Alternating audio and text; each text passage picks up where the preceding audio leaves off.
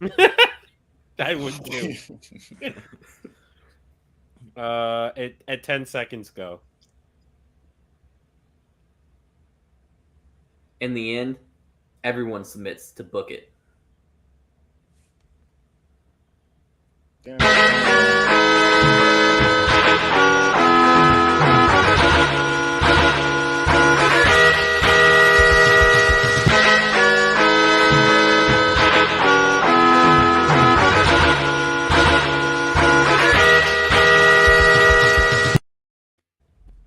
Welcome to Book It, your favorite wrestling podcast. If you have not noticed, I am not your commissioner, Hi-Fi Mike, but I am your guest commissioner, Lil X Fudge, and here are your general managers, Damone D-Money Allen. I don't press the buttons, but I'm forced to today. Glizzy Pop. You got the Glizzy. Prime Time, Travie T. Damone over here trying to get nominated for the Throat Goat Award this year for the bookies. I'm trying to steal it from Kenny. Speaking of Kenny, we got the bad guys spoken. We got to do X-rated when Damone looks that pop. Go ahead. Go back to him. Yeah, go back to Damone and everybody just moan at the same time. He's Damone now. Oh, yeah. Where'd he go? You can catch my OnlyFans. I got the skills to if pay the that's bills. your content, you got to plug hard at the end of this show. Yeah, plug. D-Money Emphasis shot. on plug. But Did speaking you of say sucking, D-Money shot? Yeah, D-Money shot. I hate it Catch him on here. OnlyFans. He can make anything disappear. What hole will it be? God damn it. $12.99. I tried to save y'all. I don't want to be here anymore. You know, he can make you disappear.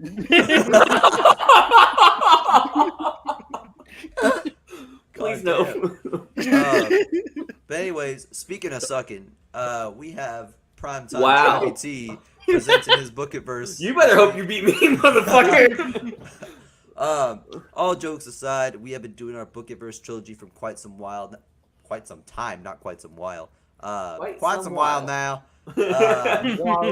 John, I got a couple characters in this show that are directed for you. They got a lot of yee roots. Oh hell yeah! If y'all haven't watched Book It before, I am from the South. Anyways, Tell them what the South's gonna do. I'm not gonna go there. Y'all ever play My Rise on 2K? Let's just say it's playing My Rise mode. For the second time. For the second time. Anyways, if you haven't heard a Book It verse show before, you might go back to the first one a little over a year ago. You could do the second, the tag team one, or you could just start where this one began, about December, where we drafted our rosters, and basically catch up with our whole universe that we build from scratch. We draft wrestlers, we draft stipulations, title belts, pay-per-views, all of it, and we build these storylines from nothing. We're not rebooking, we're not touching up the stories that exist. These are all fresh from our genius minds, and also Travis's. So, I'm not going to stand in your way much longer between you and some wrestling. So, Travis, take us on a trip to PTC, TakeOver, Seek and Destroy. Seek and Destroy. Thank you. I ain't going to remember this shit later either, so. So we start out with a video package that goes over all the big feuds and whatnot. It's just like the intro of this show, while Scars by Ghosts of August plays. That's the official theme song of He TakeOver. played that before the show. That shit Seek is and buns.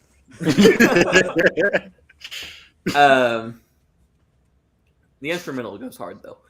That's true. The instrumental was good until that came in. So like Nickelback. Let's start with the first match. So week 1 of Live Wire after TakeOver, One Shot at Glory. Mean Gene is seen backstage with Tyler Breeze. Ladies and gentlemen, I am Gene Okerlund, and I am joined by the current Intercontinental Champion, Tyler Breeze and Kendall Jenner. Tyler, you were in a match against Dusty Rhodes, and some say you narrowly escaped defeat, and that you're lucky to have that title day as it stands. What do you say about this? Tyler laughs. Well, Eugene, I think they don't know what they're talking about. Much like yourself. I'm one of the best in the world, if not the best in the world.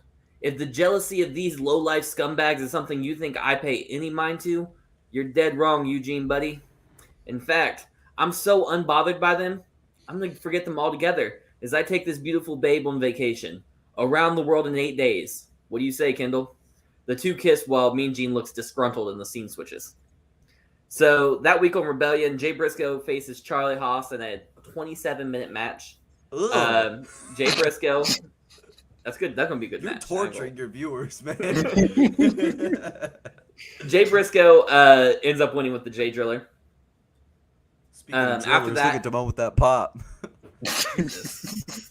Jesus, I have to say Jay Driller a lot in this build. So next we see a vignette from Tyler Breeze. Tyler Breeze is shown on a speedboat with a half-naked Kendall Jenner. He's laughing and he says, "I know this boat is worth more than your lives, but I just wanted to check in. Call this Prince Pretty's postcard. Before the blogs try to muddy my name, just like my title, I earned this boat. Don't let bad creative from previous companies confuse you. See you again soon, PTC." So the next week on Livewire, there's another vignette from Tyler Breeze. He's seen on the beach with Kendall Jenner kissing on his neck and chest.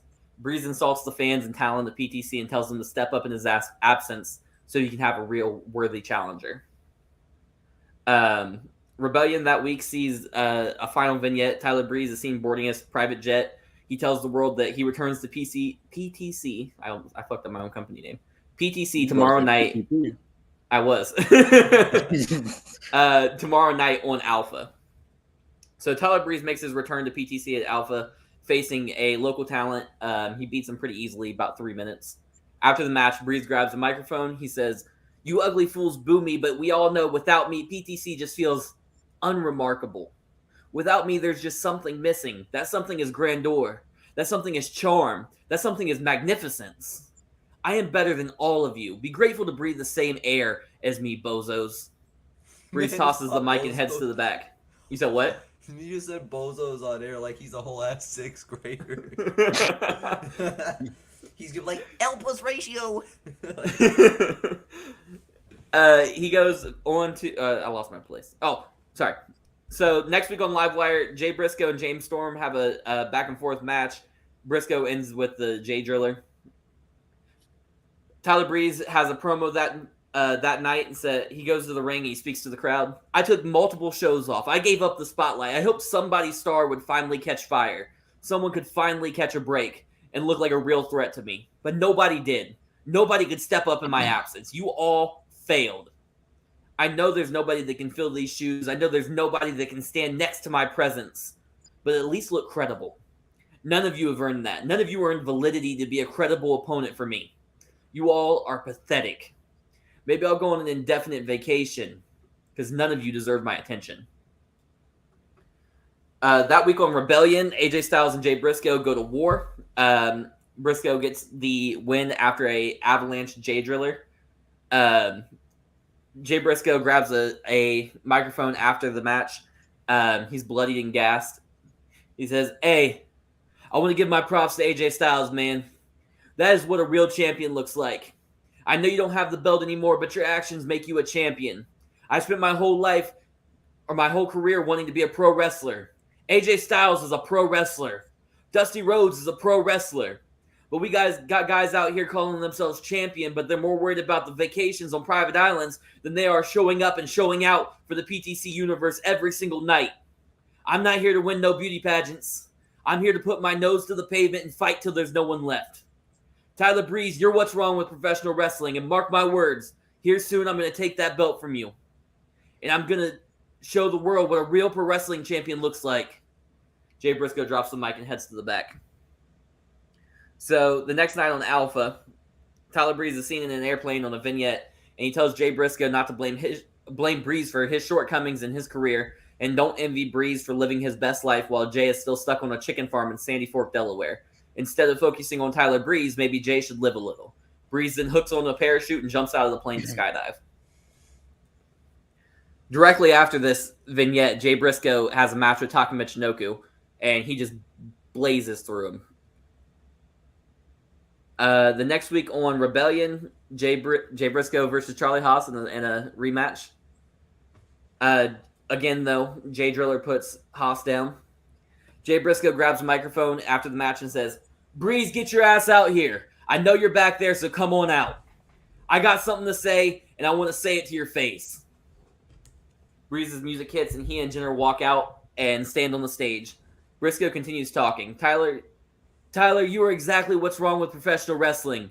Models and bodybuilders, failed actors and athletes, all taking spots from hardworking men and women that sacrifice their lives for this. Men and women that don't do this for fortune and fame. The ones that do this solely for the passion and love for this business. I'm going to take every single one of them with me to take over, seek, and destroy, because let me tell you, I already talked to Travie T, and Sunday you're putting the Intercontinental Championship on the line against me. So get ready for war, because the only way you can keep me down is if my heart gives out. And Breeze is on stage, like, throwing a fit and acting, really selling that he doesn't want to defend the title against Jay Briscoe. So in the go-home show for Alpha, you got the Briscoes have a tag team match, and they end up winning with the Jay Driller. I'll talk more about that match later, but it doesn't really play much in here. Breeze is on commentary downplaying Briscoe the entire time. I didn't do wardrobe, so sorry, Kenny. So the match starts out with stiff forearms to the face from Jay Briscoe to Tyler Breeze. Jay Briscoe continues with stiff stomps to the guts, followed by a three-quarter Nelson suplex. After the suplex, Kendall Jenner pulls Tyler Breeze out of the ring, but Jay Briscoe hits a tope suicida onto Tyler Breeze. Jay Briscoe Irish whips Tyler Breeze into the steel steps, followed by a snake eyes onto the barricade. Briscoe picks Breeze up and uses his spine as like a battery ram into the apron, and then he bashes his head into the steel post. Later on in the match, Jay Briscoe hits a froggy bow, or jumps off for a froggy bow, to Tyler Breeze, but Tyler Breeze blocks it with a midair drop kick. Tyler Breeze goes for a supermodel kick for Jay Briscoe, but Jay Briscoe ducks under and hits a cutthroat driver. Tyler Breeze is able to kick out at 2 after he tries to pin him. Jay Briscoe goes to the top rope immediately after, but Tyler Breeze hits him with a jumping enziguri. Both men are on the top rope now, and they're trading right hands. Jay Briscoe hits an avalanche Death Valley driver, and then followed by a shooting star press. He does go for a pin, but Kendall Jenner breaks up the pin. Kendall Jenner hits multiple slaps to Jay Briscoe and then low blows him. Famouser from Tyler Breeze to Jay Briscoe. Briscoe's able to kick out at 2 after that. Briscoe rolls out. Question, sorry. Was the ref down when she low blowed him? Hold on. Let me reread my notes here. That's a good question. I don't even remember when that happened. Hold on. Snap. That one's going in my plot hole collection. Yeah, I think I'll take a plot hole for that because I didn't write that in. Okay. I could have easily said that, yeah, but it doesn't make sense. So, yeah, I'll just say that he didn't DQ her. Yeah. So, what did I say? He kicked out at 2. Briscoe rolls out of the ring, but he's met with another onslaught of slaps from Kendall Jenner. I did say, to be fair, when my first pay-per-view that for championship matches, the refs like to let it play out. They don't really like to be DQing people because they can't change the thing. But yeah. Briscoe rolls out of the ring, but is met with an onslaught of slaps from Kendall Jenner. Briscoe turns around and almost gets hit with a supermodel kick, but he ducks under, and Tyler Breeze actually supermodel kicks Kendall Jenner.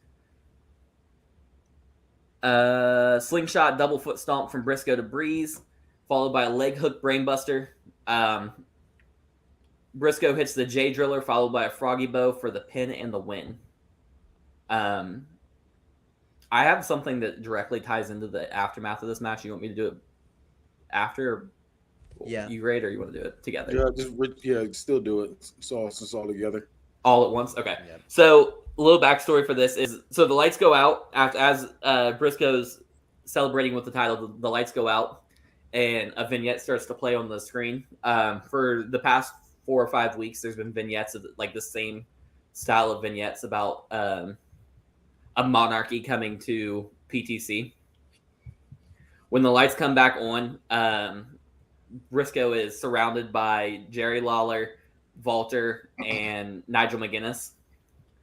And so Walter hits a burning lariat to Jay Briscoe, followed by a double-decker cutter. So, like, Walter has his feet on his shoulders, and Nigel McGuinness has him in a cutter position. He does the cutter from those two. Jerry Lawler then hits a jumping pile driver.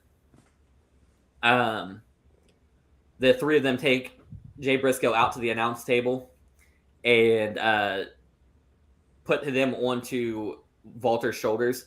And then the camera pans to the stage where you see a Triple H is sitting in a throne looking ahead. And they look to him for the okay. And Triple H just raises his hands and then dumps his hands down. And Walter hits a golden bomb through the announce table on Jay Briscoe. And that's that. All right. I do have one question though. Jerry Lawler, was he a announcer or commentator? No, Or- he's never been on my show. Okay. So This is everybody here. This is their debut.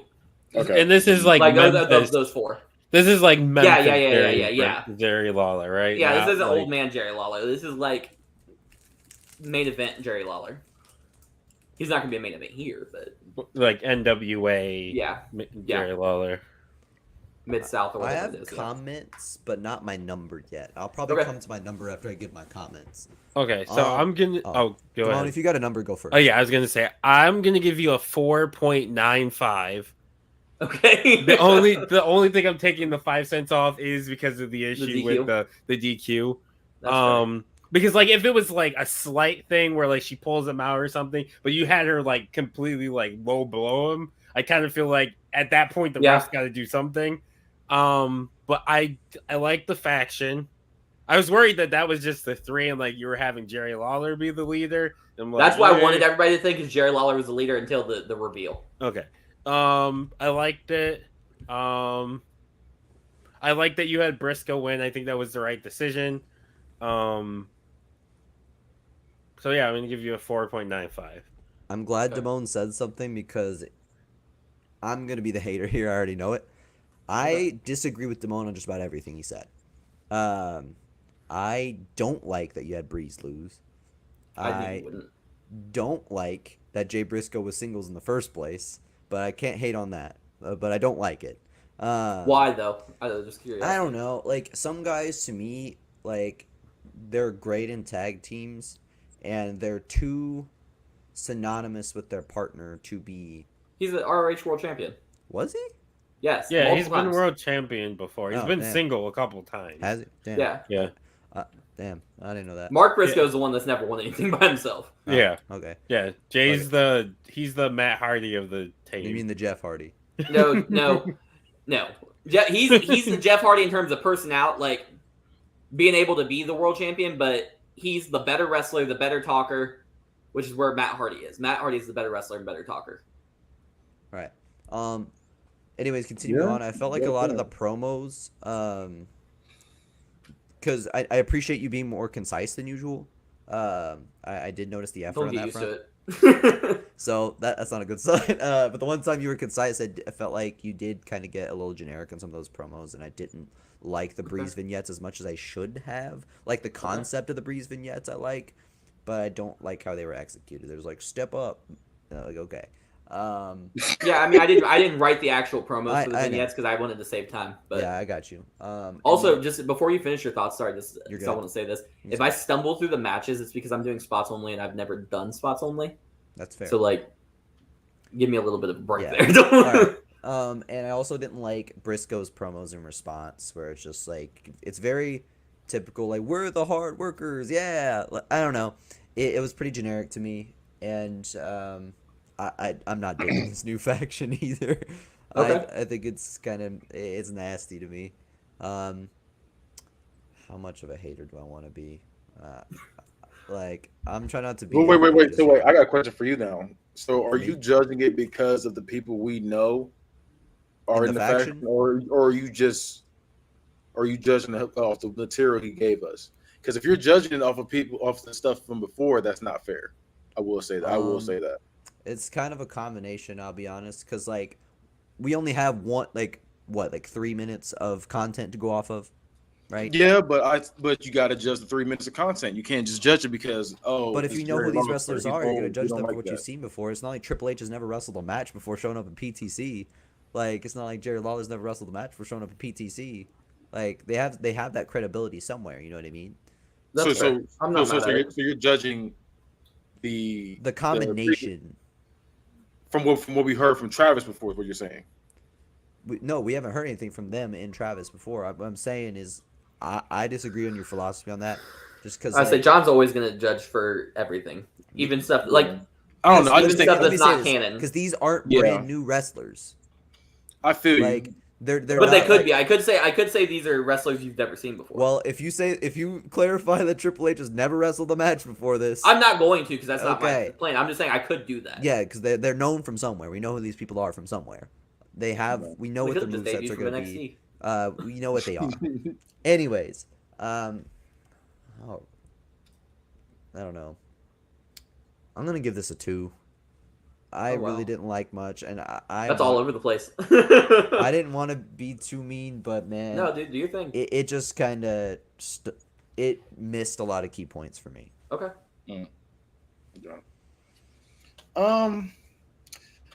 Funny thing is, I'm right in between them. I think it's not a great storyline, but it's not a bad one either. I don't think. Okay. I don't think it's a bad one either. I mean, you got the whole like the heart and soul storyline. That's pretty much what this is. Not really mad at that. I kind of fuck with that. The match was cool. I do want to see where you're going with the faction. So you do have interest points from me. So I'm gonna go with a 3.5. Okay. One more note before we move on. I feel like you put a lot of effort into building Breeze last show, and Jay Briscoe. Was he even on last show? He wasn't. I feel like, and granted, some things can just pop up. I get that, but all that effort for Breeze, and now it's Jay Briscoe and this random faction. I don't know. That's another beef I have with it. But anyways, that's my last comment. That's fair. I don't think that was really. I don't know. Breeze didn't just win the title or anything. He's been champion for a while. It's just kind of an anticlimactic end to the reign. I disagree, but that's fine. I get what you're saying. That's my thoughts. So, next match. So, Shayna Baszler's spent weeks doing submission magician showcases where she challenges anyone to try and beat her in a wrestling match. They all end the same way, however, quickly and by submission for Shayna Baszler. Shayna joins Sarah Del Rey's Royal Guard and almost gets a shot at the title. However, Travis T revokes this, and Shayna Baszler is left without a match for TakeOver Seek and Destroy. Shayna is interviewed by Renee Young on the Go Home episode of Rebellion, and Shayna says she will have another submission showcase at TakeOver and tells PTC to search from castle to castle and dungeon to dungeon because they won't find a single competitor that can beat her in that ring. For a second, I thought you were going to say she was doing like a magic show, like in her. I thought he said that too, submission magician. I was like, okay, like it's her nickname, but like I thought, like you were going to have her actually doing magic. So that one, the story is very concise because it's just she's beating people up. It's an open challenge. Who's the next victim? Yeah. So Shayna Baszler comes out and she's waiting for her opponent. Come on, who's it gonna be? And out comes Natalya Neidhart. So the two of them get in the ring and they're circling around each other. Natalya ends up getting a waist lock onto Shayna Baszler and hits her with triple rolling German suplexes, followed by a fourth release German suplex. Natalya grabs Shayna and hits her with a Natty by Nature reverse powerbomb. Shayna Baszler rolls out of the ring to avoid getting pinned and kind of wants to regain some composure as Natalya's eating up the cheers from the fans. Baszler rolls back in cautiously as Natalya encourages her to come back and fight. Baszler and Natalya size each other up and tease a collar and elbow tie-up, but Baszler ducks underneath the clinch from Natalya and lays in shoot kicks to Natalya. She follows up with a roundhouse kick to her head and then hits the ropes for a spear. She locks in a Fujiwara armbar and then starts doing small joint manipulation on Natalya, followed by a stretch muffler with stiff stomps to the back of the head of Natalya. Baszler drops Natalya on her head and then scoops her up from by the waist and hits her own triple rolling gut wrench suplexes. Later on in the match, there's a stiff corner running high knee from Baszler, followed by a stiff natty by nature discus clothesline from Natalya. Natalya hits a Romero special and then transitions that into the pin-up strong. So that's basically the same move, which is how she... what's the word I'm looking for? How she elevates it. She hits a snap suplex and then locks in the sharpshooter. Baszler is able to free herself from the sharpshooter, but Natalya keeps a hold of her leg and locks in an ankle lock. Then there's a rope break. Release German suplex from Baszler to Natalya, followed by a twisted arm stomp. Baszler then goes for a back suplex, but is blocked by Natalya, and she hits a side Russian leg sweep. Natalya hits a vertical suplex, but she's selling that her arms really hurt from that twisted arm stomp. She really can't use it very well. She goes for a butterfly suplex, but has to abandon it because she can't pull her up. As she's selling the arm, Baszler hits her with a double axe handle to the shoulder blade, followed by a cross arm breaker.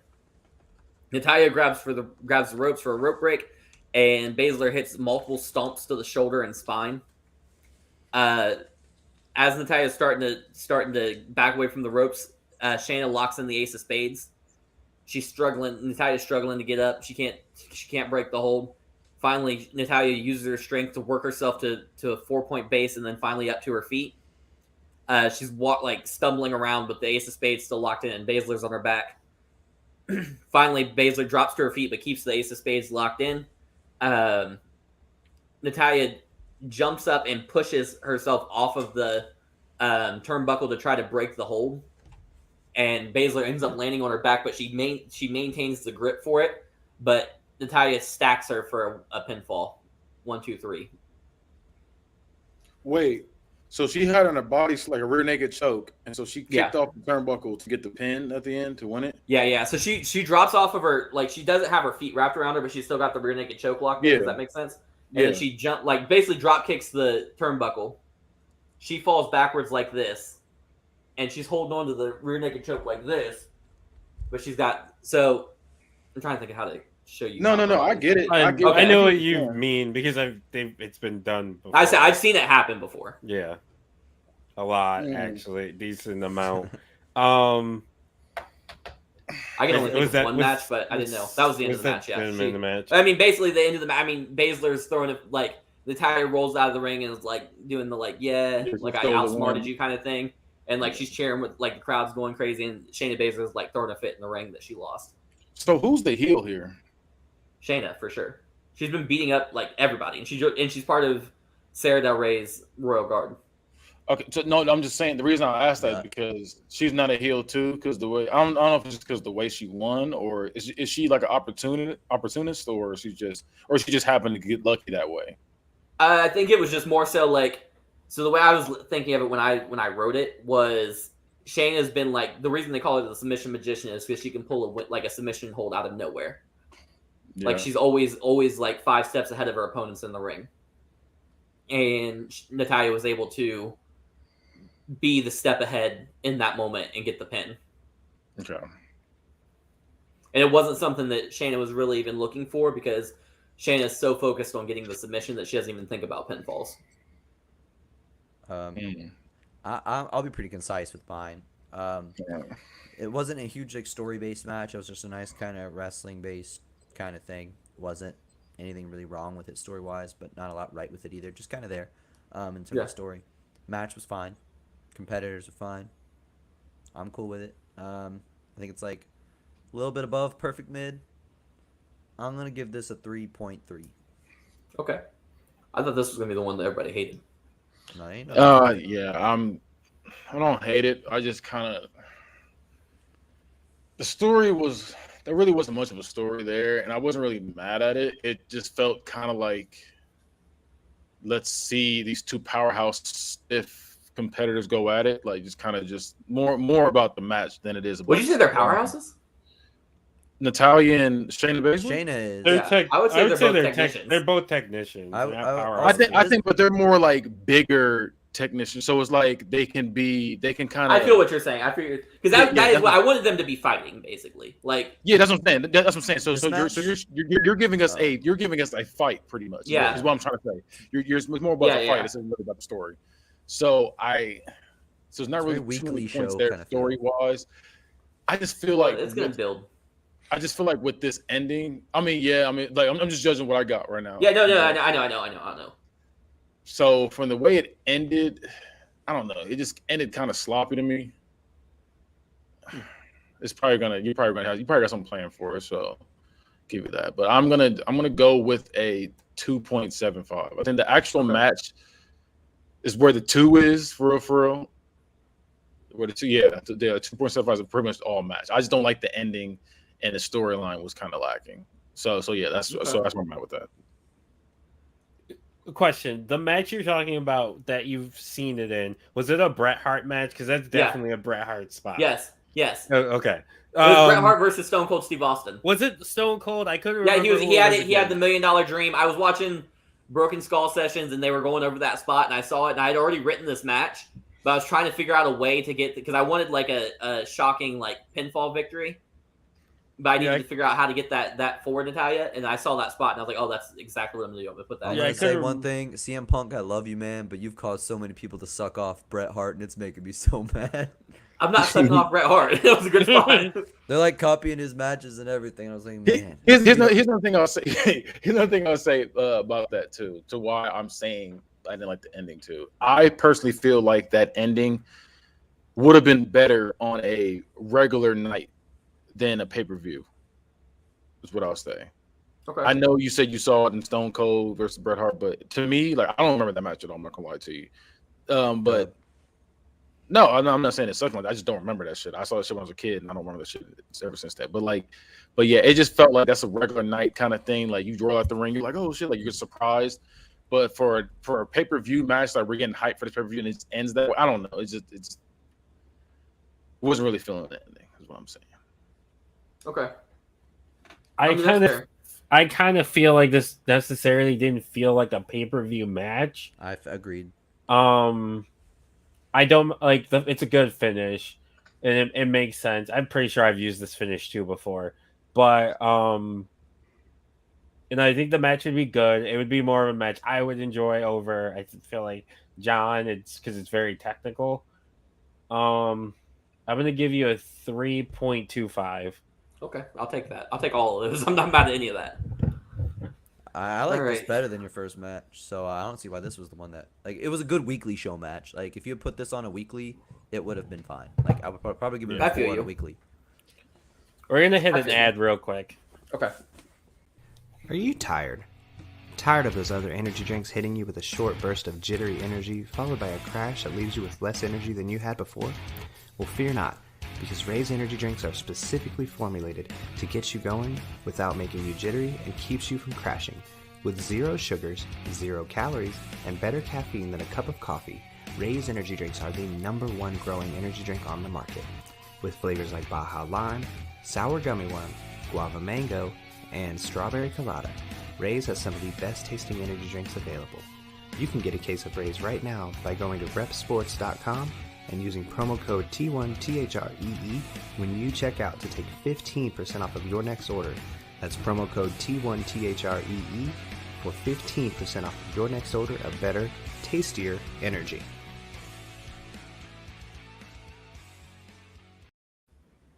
All right, so something else I want to say is a lot of my storylines are kind of intertwined a little bit. So if I say I'm going to skip over this part and give you more on that later, just trust me.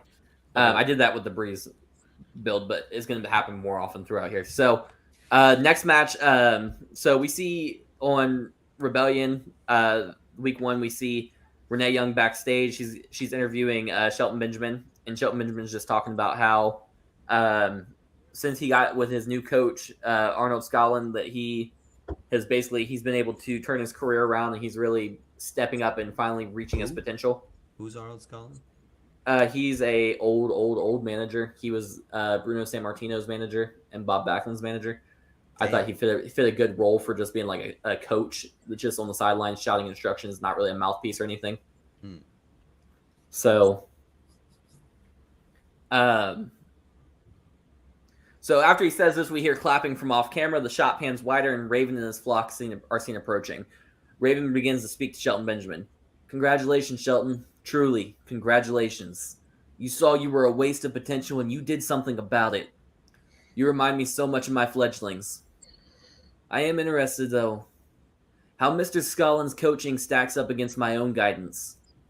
How about this? Tonight, in a one-on-one competition, Shelton Benjamin goes head-to-head with Brian Pillman. What do you say, gentlemen? Scullin looks reluctant, but Benjamin accepts immediately.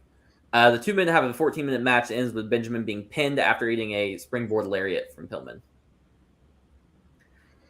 So the next week on Livewire, so Jake Roberts is seen in the ring. Ladies and gentlemen, old Jake Roberts has fallen short once again. I was this close to taking that belt home. Once again, demons stood in my way. But for the first time in my career, they weren't my demons. No. This time, Gangrel got a couple of kids with a god complex to keep that belt around his waist. Problem is, I told Gangrel, either I walk out of TakeOver one shot at glory as the PTC World Heavyweight Champion, or neither of us walk out at all. On Sunday, August 15th, Jake Roberts failed to become the PTC World Heavyweight Champion, but Gangrel lost the ability to stand on his own 2 feet. Both of us were carted out of Fort Lauderdale Mercy Memorial Hospital. I got 13 staples in the back of my head, and Gangrel had surgery to repair his torn ACL. I didn't get my hands on the championship, but I got it half right by ending that monster's title reign one way or the other. Now, Travi T, I know you did what you did last week because the show must go on. No one was sure about old Jake Roberts. If you could be cleared by TakeOver Seek and Destroy, or if the damage was done. It was time for this old snake to bury himself in the sand. But Travi, as God is my witness, he saved me again. Not only will I be cleared to compete, Travi, by God, I will be inside that elimination chamber. Tell me which man I need to beat. Hell, I'll go through them all. But Jake Roberts was given one more shot by the good Lord, and the PTC fans want him to get one more shot at that belt. Just after his sentence ends, the call of a raven sounds as the flock heads to the ring. Raven and Snow circle around Roberts slowly as the snake keeps his eyes on them and looks ready to strike if provoked. Raven stops circling and comes face to face with Roberts, both men staring into each other's eyes. Raven slowly lifts the microphone to his mouth. Jake, once again, you couldn't be more wrong. See, Gangrel didn't employ us to take you out. I made that call all on my own. I was sitting in the back for the past 5, 6, 7 weeks. I was watching Jake Roberts drag his old broken body to the ring and put false hope into the hearts of these fans. That didn't sit right with me. It didn't sit right with me because I was one of those fans. I grew up watching Jake Roberts get so close. I believed you every single time you told me that this time was different. Every time you said you were healed. Every time you said you were saved. Every time you said it was over. And every single time, it was a lie. Jake, you spoke about how you've always been stopped just shy of the top because of your demons. Once again, you're wrong. You were stopped just short of the top because you're a failure. You are a coward. You're a scared little boy living in your father's shadow. No matter how bright your star shines, you will always self-destruct and implode for the world to watch. The only thing you can count on in life is death, taxes, and Jake Roberts failing to reach his potential and disappointing his fans and his family. Jake, your own children don't even love you anymore because they know they can't trust you. Now you talk about how you're going to be in the Elimination Chamber match. Once again, you're wrong, Jake. I'll stop at nothing to ensure that you never become world champion. Men like you don't deserve to be champion. Men like you don't get to be revered in history. Men like you don't get to be praised. Men like you don't get to be remembered.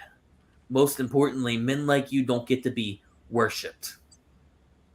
Men like you get to feel the same despair that you put on your friends, your fans, and your family. Men like you get to relive that failure that haunts your legacy. Men like you get to experience the heartbreak that you forced onto each and every one of us time and time again. You spent a large portion of your career talking about how this time is different. Because this time you've been saved by Jesus Christ himself. You've always been wrong, Jake. You took coincidences, scriptures written by ordinary men, words spoken by bigger frauds than yourself, and a desperation to push your failure onto someone else, and you have balled it all together and claimed divine intervention. Let me ask you this, Jake. Has Jesus Christ ever stood face to face with you in the flesh and told you exactly what a failure you are? Although I might just be some kid with a God complex, I have done just that. Luckily for you, I have a benevolent God complex. Jake, I have saved Al Snow, a man that's career was riddled with failure. Why? Because Al Snow looked at himself in the mirror and all he saw was a joke. So every person who ever interacted with him treated him as a joke. But Snow was reborn in the image of Raven. And that man standing behind you is no joke. I saved Brian Pillman. Look to the rafters. Weeks ago, you saw a man who was overcome with anger. A man who couldn't get it right. A man who looked himself in the mirror and he saw a lunatic. Pillman was reborn in the image of the Raven. And that man in the rafters is no lunatic. I can save Jake Roberts. A man who has failed time and time again. A man who looks in the mirror and sees a scared little boy. A man who looks in the mirror and sees an addict. A man who looks in the mirror and sees a failure. I look at the same face here and now. I don't see a scared little boy. I don't see an addict. I don't see a failure. I am all-knowing. I am absolution. I see the potential of Jake Roberts. Jake, you will never be world champion. You do not deserve it. But together we can rewrite your legacy. Together we can repair your damages. Together we can save your soul. All you need to do is repent for your sins. Be reborn in the image of the Raven. Join the flock as my newest fledgling. You have 1 week to make your decision. Either you join the flock or you perish by our hands. So the next week on Rebellion, Raven and his flock hit the ring. Raven grabs the mic as Snow and Pillman drop to their knees in front of him. Ladies and gentlemen, we are about to witness the most important night of Jake Roberts' life.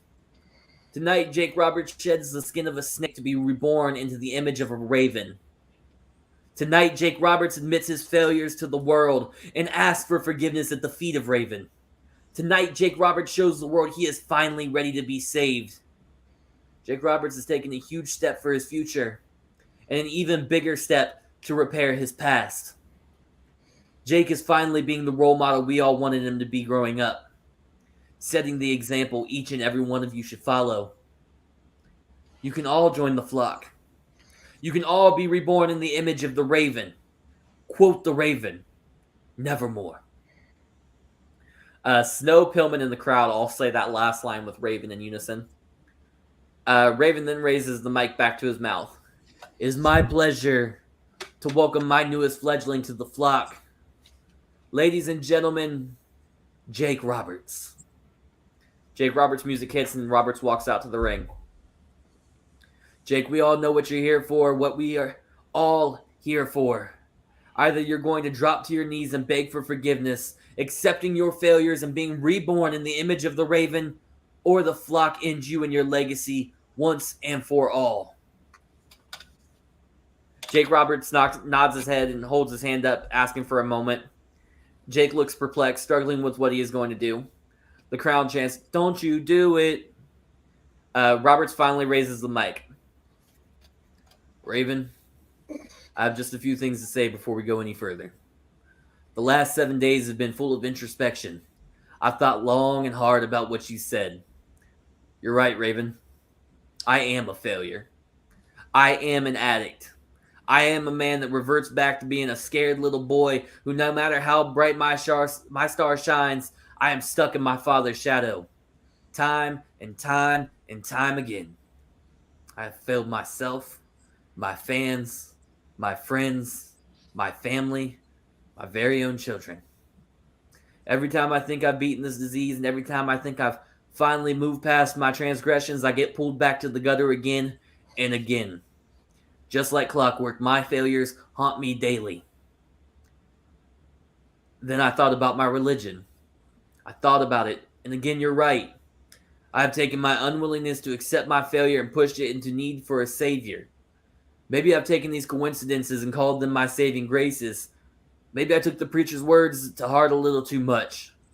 Maybe the scriptures are just words from ordinary men that I gave way too much weight, because Jesus Christ never looked me in my eyes. Jesus Christ never stood right here in the front of me in the flesh.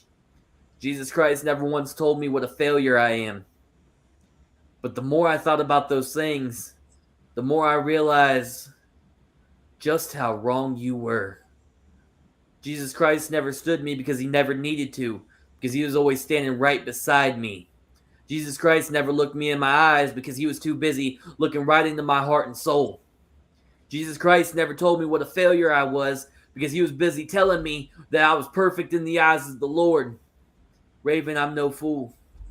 I know that I have sinned, but I know Jesus died for those very sins. See, Raven, you almost had me. But then I remembered I was already saved. I was already reborn in the image of Jesus Christ, and Raven, you are no Jesus Christ. Raven looks enraged. She stands eye to eye with Roberts and says, Roberts, this is a decision that you're going to regret making. But like I told you last week, I am a benevolent savior. I won't end you. I will save you. You will be reborn in the image of the Raven, even if I baptize you in your own blood.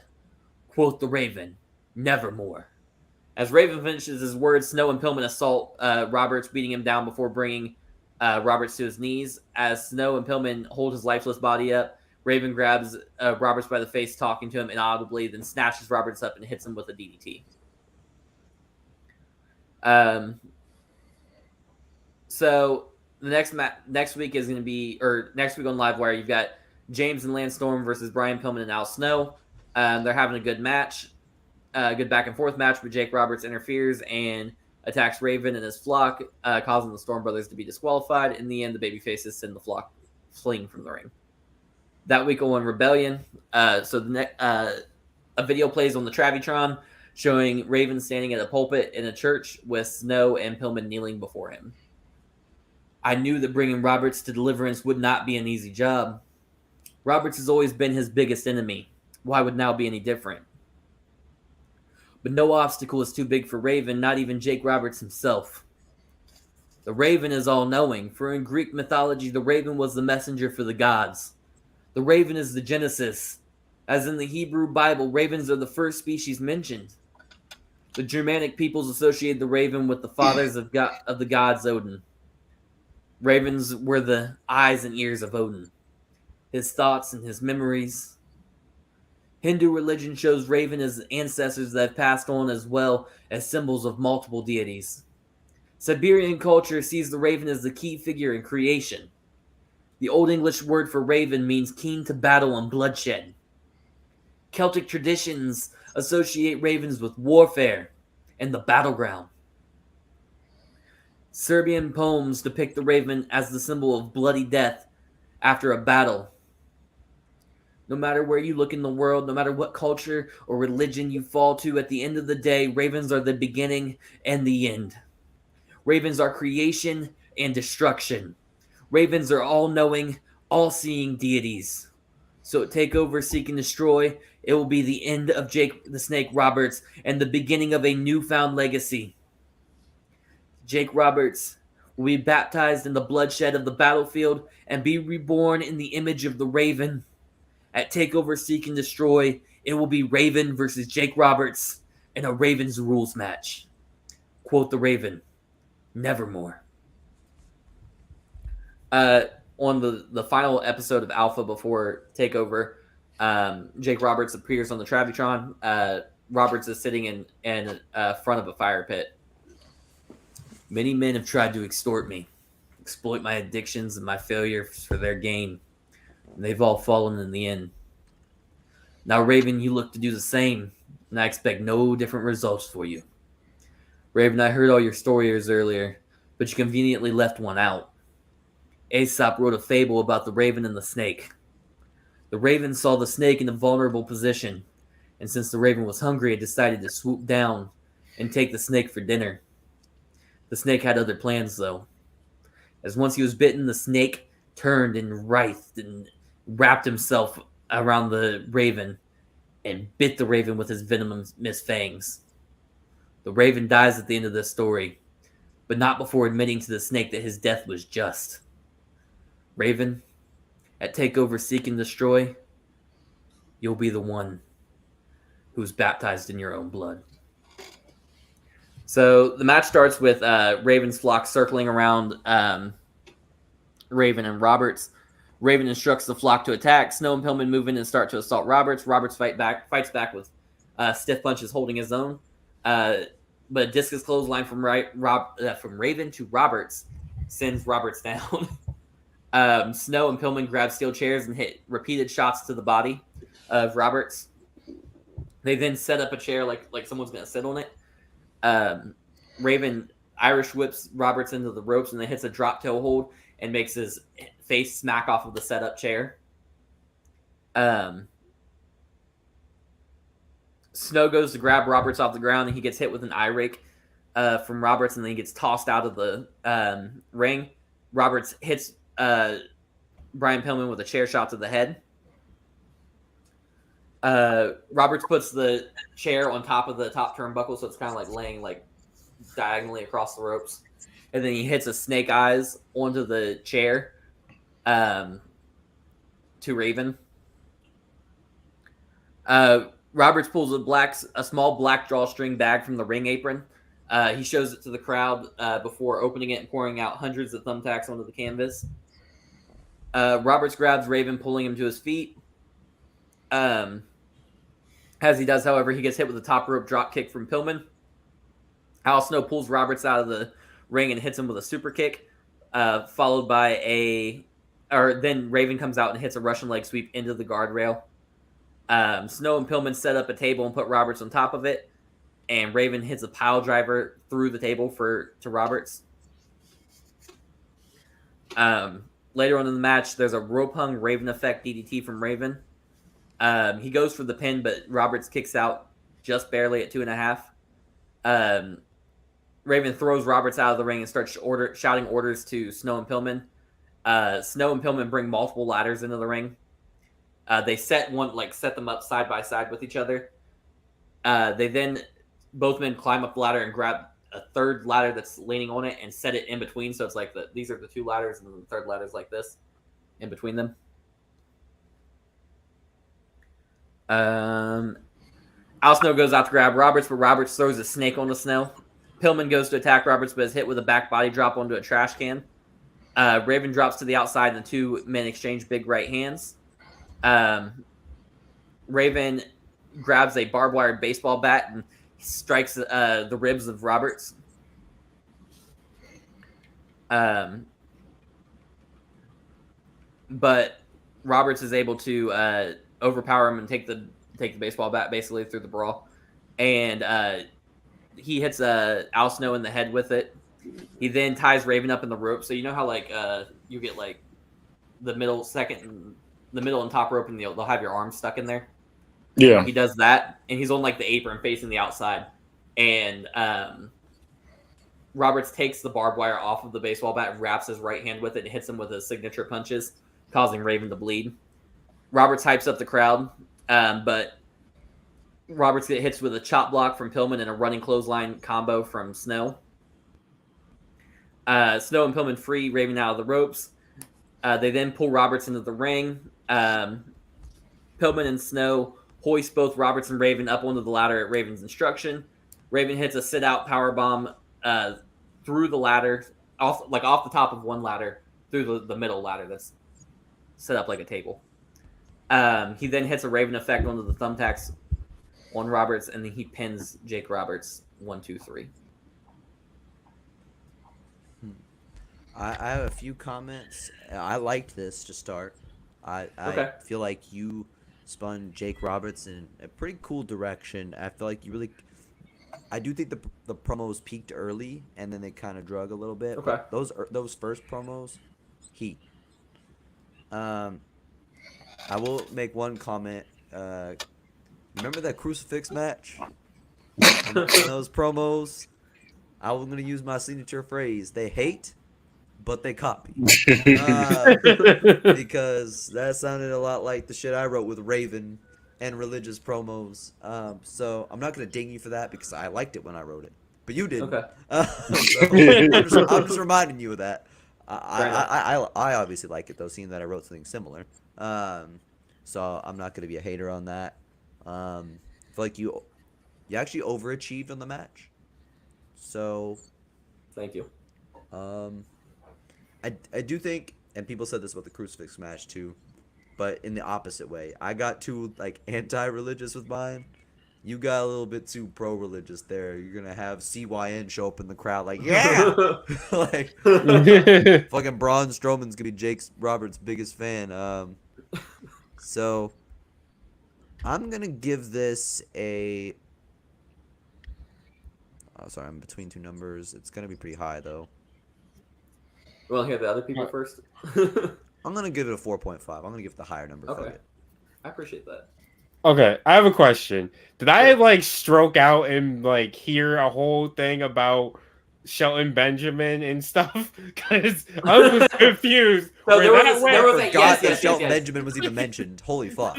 Yes. So basically that was only there to do the similarities of like to show that you'll see why Shelton Benjamin is important for this and why that victory for Brian Pillman meant something.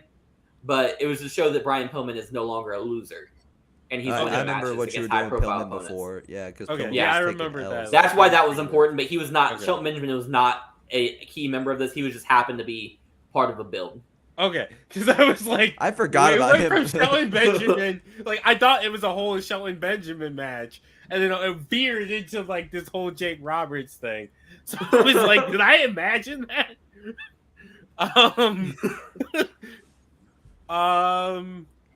I'm also gonna give you a 4.5. I do agree that like the earlier promos were the best, and then it did go down a little bit. You kind of went too many Raven like analogies.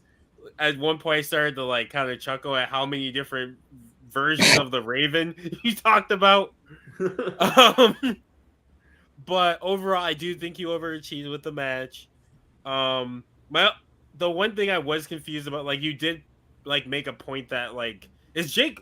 This is kind of I guess foreshadowing. Is Jake Roberts in the Elimination Chamber? No. Okay, because you like talked about how he is trying to get into the Elimination Chamber. Yeah, once I get into that build, you'll see why he's not going to. Okay, because you didn't address it here. It's basically that point was like Jake Roberts wishful thinking, like, but then Raven comes out and like, no motherfucker, like your chances for that's in the past. You focus on me now. Oh yeah, because he like kind of was like, oh yeah, I wanted to get in the Elimination Chamber, and then completely veered and like never mentioned the Elimination Chamber. That's why I made them attack him on their second meet, because that way it gives him fuel to want to fight them instead. Because I was thinking this was going to be like winner gets into the Elimination Chamber. Yeah. But yeah, I'll still give you a 4.5. Overall, it was good. Could you imagine if I made these motherfuckers have this match and then one of them got to go into the Elimination Chamber afterwards? Yeah. Should have made it a crucifix match.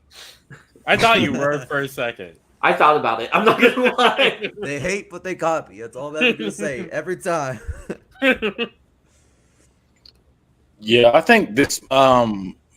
It's funny because the last match you had pretty much had like little to no build, and this one has like a long ass build. So it was like they said. I think the beginning of the promos were good, and then it kind of went a little downhill. Not bad, but it just was like it didn't hit like the first few did.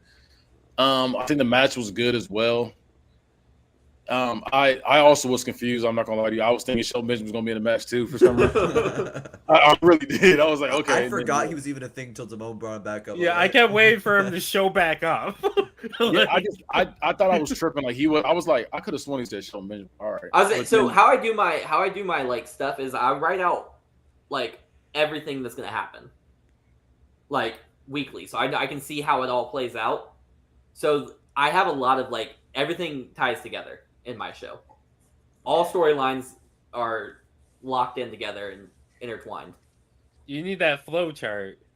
I don't That's need why it. per match I just write like for that match, just so I don't get confused. Yeah, but yeah, I feel you.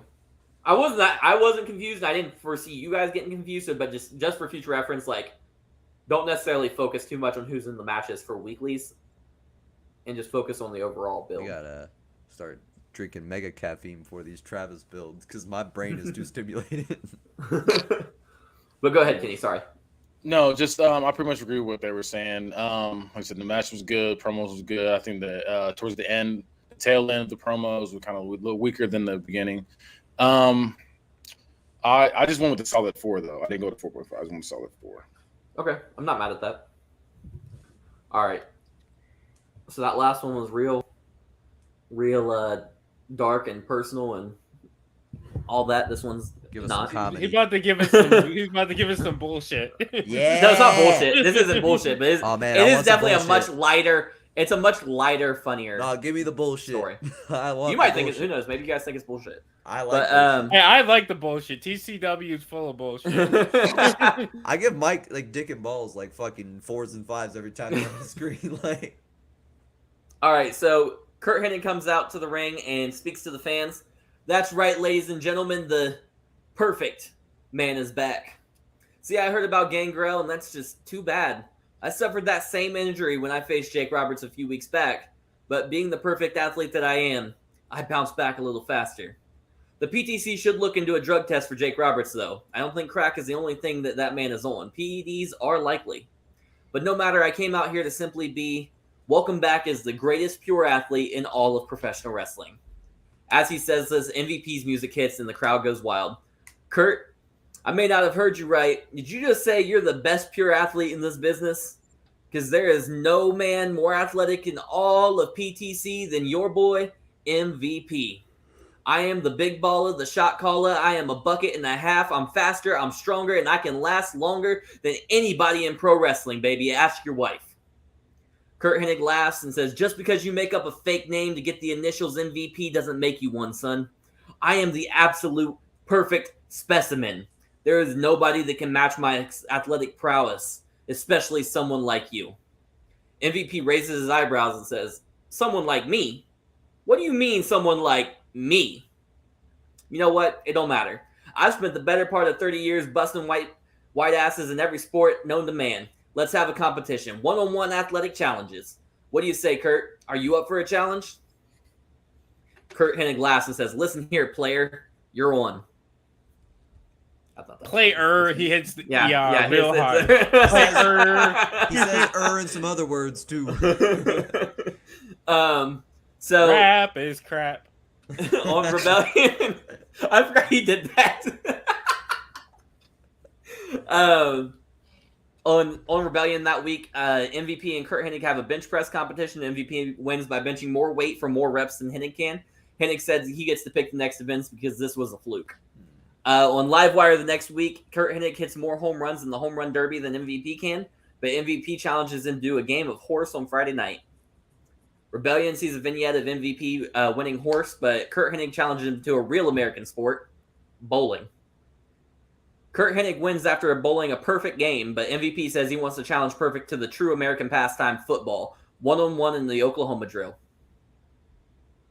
MVP earns the victory in the Oklahoma drill, but Hennig challenges him to a swimming race during Rebellion. This is like every show there's one vignette, basically. Kurt Hennig wins the swimming race, but MVP says they aren't fish and the only real race is a foot race, so MVP challenges him to a 40-yard dash.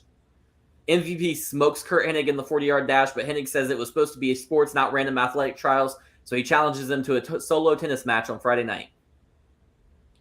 Kurt Hennig barely squeaks away with the victory in tennis. And MVP says they need one final competition to decide the winner and break the tie. MVP and Kurt Hennig agreed to have an arm wrestling match on Saturday Night Alpha live in the ring. So this is the go home alpha before the pay-per-view. MVP and Kurt Hennig struggle back and forth, but eventually MVP starts to gain the advantage. It looks like his victory is inevitable, but then Hennig sweeps MVP's legs out from under him and begins assaulting him in the center of the ring. Perfect screams out that they will find out who the best athlete is tomorrow night on TakeOver Seek and Destroy in a singles match. So the match starts with a collar and elbow tie-up from Mr. Perfect MVP.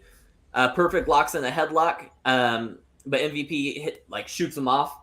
They do another collar and elbow tie-up, and this time MVP gets the headlock, and Perfect shoots him off. One final third and final collar and elbow tie-up from Mr. Perfect MVP, but Mr. Perfect hits an eye rake followed by a forearm smash and a kick to the gut. He then hits a standing head scissors into a swinging knee strike to MVP. MVP ends up fighting back with 3 forearm smashes followed by a European uppercut and then a clothesline. MVP hits a triple rolling German suplex followed by a snap overhead belly to belly. Perfect pulls himself up in the corner, and then MVP hits a player's boot. And then when Perfect drops to his knees on the ground, he then hits a face wash. MVP does, followed by a drive-by kick. MVP goes to pin him, but Perfect kicks out. Later on in the match, Mr. Perfect locks in an Indian deathlock, but MVP is able to get the rope break. There's a bridging belly-to-back suplex from Perfect MVP, but MVP kicks out of the pin. Perfect locks in a sleeper hold and holds it for a while, but eventually MVP's able to get out of it. He then Perfect hits a rolling neck slap, a snapmare followed by a rolling neck snap. Sorry. He then tries to go for the pin attempt, but kicks out again. MVP hits a snap scoop power slam, followed by a flapjack and a face breaker knee smash. Mr. Perfect hits a hip toss, followed by a diving drop kick, and then a figure 4 leg lock. MVP is able to get the rope break. Mr. Perfect hits the perfect plex, but kick out by MVP. So a second perfect flex to MVP, and Kurt Hennig taunts and shouts to the crowd about being the best in the perfect athlete. He turns around, gets hit by the play of the day by MVP, followed by a playmaker for the pin and the win. MVP wins. Okay, so I'm gonna be honest. I didn't care for the promos. I didn't mind the vignettes. The promos I didn't care for. I feel like him saying "just ask your wife" was it felt cheesy. I actually kind of wish that you had Hennig lose every single challenge and just slowly get more and more frustrated. I feel like that would have been better. Okay. Overall, I think the match is good. I'm gonna give you a 3.5. Okay. I'm gonna go next, and I want to hear your defense on this because I know you're gonna be posted up with one. But this feels like a blatant ripoff of his MVP story with Matt Hardy. I mean, that's not the first time that's ever happened either. But you're using one of the same people. Kurt Hennig's been in it too. Kurt Hennig and MVP both are characters built up around being perfect athletes that can play any sport. I get that. So I don't have I guess I don't have a defense for it. It just feels like things get repeated all the time. The Hurt Business and the Beatdown Clan are the same thing in different companies. But literally the same people too. Let me kind of put this in perspective, I guess. I feel like there wasn't enough to make this yours. Okay. I feel like this was very scratch out Matt Hardy, put Kurt Hennig, and I also don't remember that as well, to be honest with you. So I can't tell you. I'm just gonna have to believe I love the shit out of that when Matt Hardy and MVP did that. Don't get me wrong. Yeah, I can't. I remember it happening, but I don't remember the exact what happened. I remember them being a tag team, Yeah. So I don't remember what that was. It just feels a little bit. It feels well. I try not to originality police as much because I get that it doesn't exist, But I feel like this is one of those situations where you turn in an essay to turnitin.com and it's like 97% plagiarism. I how mean am I gotta be about this? I'm sure it would be fun, so I'll give it some points just because if I'm a viewer, I'm still gonna enjoy it. But it's gonna feel like a reference, not like an original storyline. Does Max Caster feel like a reference to John Cena, or does he feel like an original character? He's an original character, but Because he does the same exact thing John Cena did. okay, but He comes he's out and not the raps. same person in the same exact feud they did 10 years ago in a different company. But that didn't happen in my universe. Well, with this is like, Listen, so I get what you're trying to say, listen. John, but this is like, okay, imagine if John Cena and Max Caster went at it and they're going week after week rapping about each other. Yeah, The they both have the same gimmick essentially. MVP and Mr. Perfect are pretty much the same gimmick. Yeah, it's just MVP is more modernized than Yeah. Black. Yeah. In Black. I just feel like the way you did it, and like their week to weeks and like their competitions felt a lot like the Matt Hardy thing. That's fair. I'm not saying that it doesn't, because I can see where you're coming from with that. Yeah, and I know that originality doesn't exist, but I don't feel like you were trying to even give a guise of it. I'm gonna be somewhat kind about this one though, just because I'll be entertained. I'll give it a 2.5 because I would still watch it and enjoy it, but I'd be like, I'd rather have Matt Hardy here. Like, that's the first time anyone's ever said they'd rather have Matt Hardy over Mr. Perfect. Yeah, I was gonna say that's wild. That's a wild take. Kenny? Okay. I agree with Damone. I didn't really like the promos on that. It kind of just felt like it was like They were generic. Yeah, they were very. Yeah, I get that. Yeah. Generic. It was supposed to be a goofy program, so I didn't really. No, I got it. Yeah, I got it. It's supposed to be like okay. And it's also kind of comic relief after having such a dark and heavy segment. Yeah. That's what I was right before that. I was about to say. I was going to say this is supposed to be to bring us back up after that. Yeah. After all that. Yeah, there wasn't really much to this. This is kind of mid, to be honest. I'm just gonna go with a solid 3. It was kind of like we kind of knew what was gonna happen. Like it's gonna be a tie when it's finally time to do the tiebreaker. Then it's like, it's gonna be a fight to build up to the big match. So it's just goofy. Like so it's I get what formulaic. you're doing. I get what you're saying. Yeah. Yeah, it really was. So, I'm gonna go with a solid 3. It was it's mid. I'm not mad with that. Yeah, the match. It's not like the match really saved it either. It was just kind of like, okay, they're both hitting their signature moves and stuff like that. But yeah, I mean, I'm glad you have MVP win. I prefer him over Mr. Perfect anyway. So yeah, I'm not mad at that.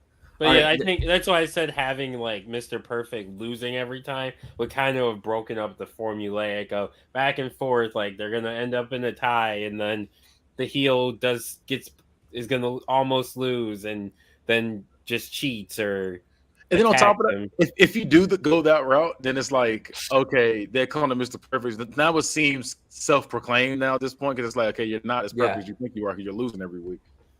Yeah, I get what you guys are saying. Can we hit an ad so I can go get a drink? Yes. No. Because my throat is on unless fire. it's a drink of Rays. Well, if you want your throat to be on fire, organic loving.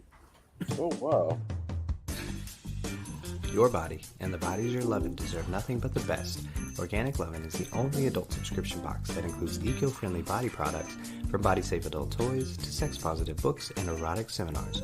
Organic Lovin's online store has everything you and your partner or partners could ever need to heat things up. And right now, your friends at T13 Media want to take 10% off of your next order. Just go to organiclovin.com and use promo code T1, T-H-R-E-E, like the sound the bed makes, when you check out. Organic Lovin'. Love organically, purely, deeply, boldly. All right. So the next match is the match we've all been waiting for. So on the first live wire after the pay-per-view, Sarah Del Rey is brought to the ring on her throne, as she always is. She gets in the ring and speaks smugly. Well. What do you know? The mediocre at best wrestler that needs Io Shirai to carry her through a match. The woman that speaks like she is stuck at the Ren Fair is still the PTC Women's World Champion. You pathetic little dweebs with your Twitter posts and your podcast try to rate the Queen's performance. You think that you were one... Hold on, sorry. You think that you are qualified to even experience, let alone judge the greatness that is Sarah Del Rey? No. No, no, no, no, no, no! You don't get to the satisfaction of judging me for being better than you peasants. I am more than qualified to be deemed the greatest of all time, yet you mock me from behind your keyboards. You mock me on your little podcast to get views. You mock me as though I do not hear, but alas, I do. And just like all of the charlatans in the back, each and every one of you will submit to the Queen. So the next week on Live Wire, Del Rey versus the keyboard warriors of this. Gimmick infringement. No, these are specific keyboard warriors she's going after. Well, see, someone else. Well, Plot twist. this specific keyboard warrior is gonna have some words for her too in a few minutes, so you just wait. For the second week in a row, Sarah Del Rey is carried to the ring to speak to the masses. You know, I've spent quite a while ascending to the top of the mountain. I gave my blood, my sweat, my tears, time with my family. I have broken bones. I have torn muscles and ligaments. I have missed Christmases and birthdays. I never called in sick. I never let you down, and yet you boo me. Yet you talk about the Queen behind her back. You bash the Queen on social media. You speak into your microphones ill words towards the throne to your audience of nobody. But the Queen always hears. Why do you make me flaunt my greatness to show your inferiority? Why do you taunt me when you know I am better? Why do you do this to yourselves? I spent so long bottling who I am inside of me, trying to win you over, trying to be seen as common folk like each and every one of you, but no more. I am nothing like you. I am better than you. In time, you will see all of that. In time, all will submit to the Queen. So then on Rebellion that week, she's carted out to the ring again. I've spent a long time thinking about what you all have had to say about me. I think about your negative comments every night as I try to slumber. I think about your harsh words first thing when I awake. Why do you hate what you cannot fathom? You hate me for my greatness. You hate me for being the person that you could never be. You are fools. Every last one of you is a sniveling fool. How dare you judge me? How dare you chant at me? How dare you post these treacherous words towards the throne? How dare you challenge my greatness? I am the world champion. I am the queen of professional wrestling. I am the greatest woman to ever live. You are merely mortals doomed to live mediocre lives lost to oblivion. How dare you believe you have any idea what it's like to hoist the world on your shoulders as I do each and every night? Send me your chosen champions as you did with Nikki Bella, as you did with Io Shirai, because like them, whoever your chosen champion is does not matter, because in the end, they all submit to the Queen. Lay Cool has a tag team match against some local talents. They squash them, and then Sarah Del Rey gets in the ring to address the crowd after Lay Cool is met with boos. You boo them because you can't explain their greatness. Your feeble minds can't fathom even a fraction of my greatness when it is presented to you through my royal guard. You boo us because you could never, ever be us. Shout your negativity, shout your objections, shout your fear, shout your anger, because the lion does not lose sleep over the opinions of sheep like you. I am a lion. I am fierce. I am proud. I am the greatest woman to ever live. Boo me now, but soon you will all submit to the Queen. Sarah Del Rey, this is on Rebellion that week. Sarah Del Rey is carted to the ring again to talk to the crowd. I am here tonight not to chastise you, not to scream and shout and debate with you. I am here instead to use my birthright. I am going to issue a royal decree. Per the word of the Queen, any segments or matches that feature Her Royal Highness shall not receive any rating on any scale lesser than a 4.5 out of 5. Oh, they will. All tweeters, podcasters, and audience members may only speak compliments of the Queen. There will be no more boos. There will be no more judgments. There will be no more ill will towards the throne, as the Queen has decreed it. Violators of this decree will be dealt with swiftly and decisively. As I keep telling you, one way or another, everyone submits to the queen. On Livewire, Sarah Del Rey is carted out to the ring per usual, but this time she's wearing noise-canceling headphones. She says, I am glad to hear no boos tonight. Del Rey says this, but the crowd is drowning her in boos. I am glad that all of you know your place and know where you belong. I'm glad to hear you have no qualms and are adjusting magnificently to the royal decree. Sarah Del Rey laughs maniacally in the ring. Then Manami Toyota's music hits, and out she comes. Sarah Del Rey looks baffled as she throws her headphones on the ground in a fit of rage. Toyota grabs the mic and steps up to Del Rey. Sarah, what has happened to you? Sarah Del Rey looks furious and confused. What has happened to me? I stepped to the plate and I hit a home run, Manami. I dug deep inside myself and I birthed a star. I became the queen of professional wrestling. I became the world champion. I became the greatest woman on the planet. What happened to me is monumental growth. What has happened to me is a historic rise. What has happened to me is that I became the woman I was always destined to become, but was too scared to unleash. Toyota looks at the ground, shaking her head, and then she looks up and she meets eyes with Del Rey with a look of sadness and disappointment. Sarah, what has happened to my friend? You once were a prodigy, one of the greats, but now you're childish and ill-tempered. You live inside a fantasy that you created in your own head. This title does not make you. You make the title, but unfortunately, you're making the title look like a joke with your actions. Someone needs to bring you back to reality. I prayed it would not come to this, but Sarah Del Rey, I am challenging you to a match for the Women's World Championship at TakeOver Seek and Destroy. Sarah Del Rey laughs openly and dismissively in Toyota's face. Manami, if you win your match against Shayna Baszler tonight, then I'll allow you to challenge me. But be careful what you wish for, old friend, because even the great Manami Toyota will submit to the queen. Baszler and Toyota tear the house down later that night with their match. But after a Japanese Ocean Queen B-bomb to Baszler, Toyota is ripped from the ring by the Royal Guard. Sarah Del Rey cracks Toyota with a chair to the skull, and the four heels tear Toyota apart. Del Rey rolls in the ring and grabs the microphone. I told you anyone who speaks treacherous to the throne will be dealt with swiftly and decisively. You will all submit to the queen.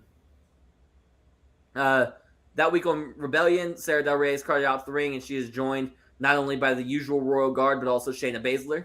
My royal subjects, please allow me to introduce you to the newest member of the Royal Guard, the submission magician, Shayna Baszler. Shayna has been working tirelessly to weed out those that are unworthy to face the queen of professional wrestling for the Women's World Championship. For that, Shayna, I say, you're welcome.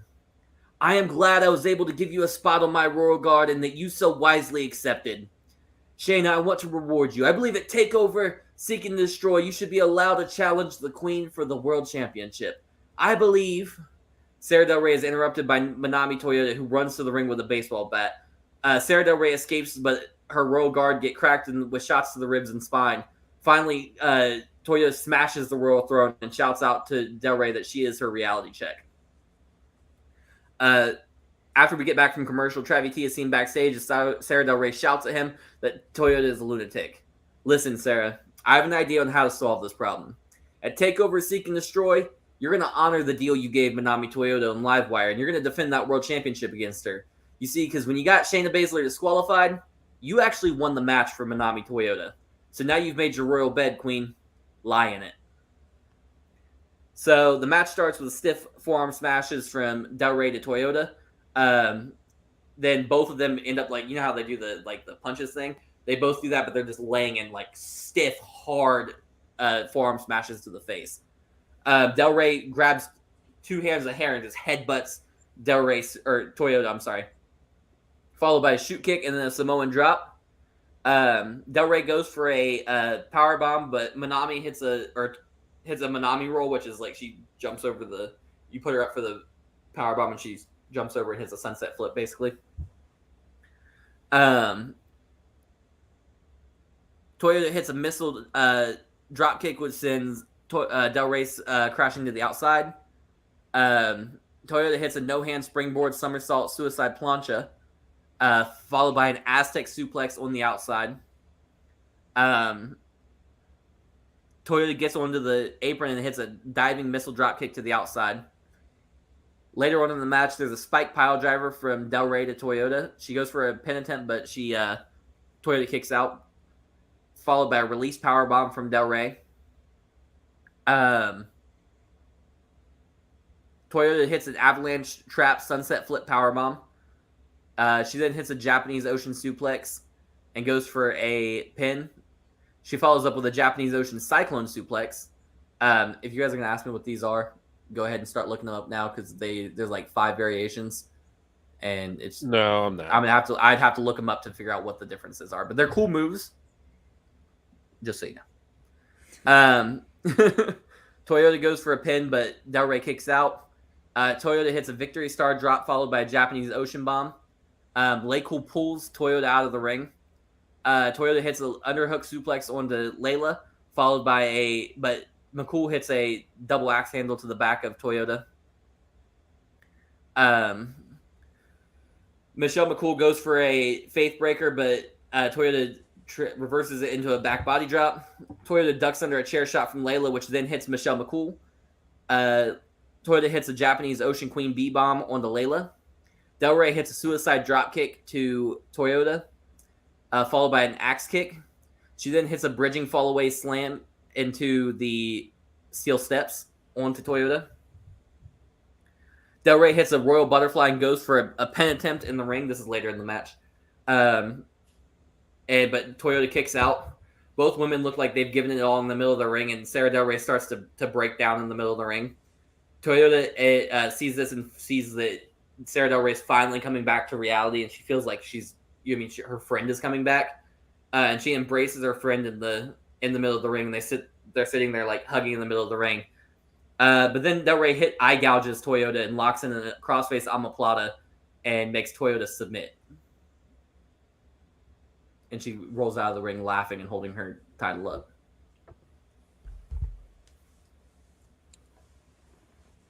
All right. Well, the first thing I'm going to say is that... Hit me with it. She's not getting the rating she wants. I'll say it's better. Like, her promos and, like, everything they're much more fun this time.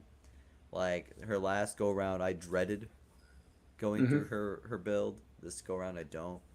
I actually somewhat enjoyed myself.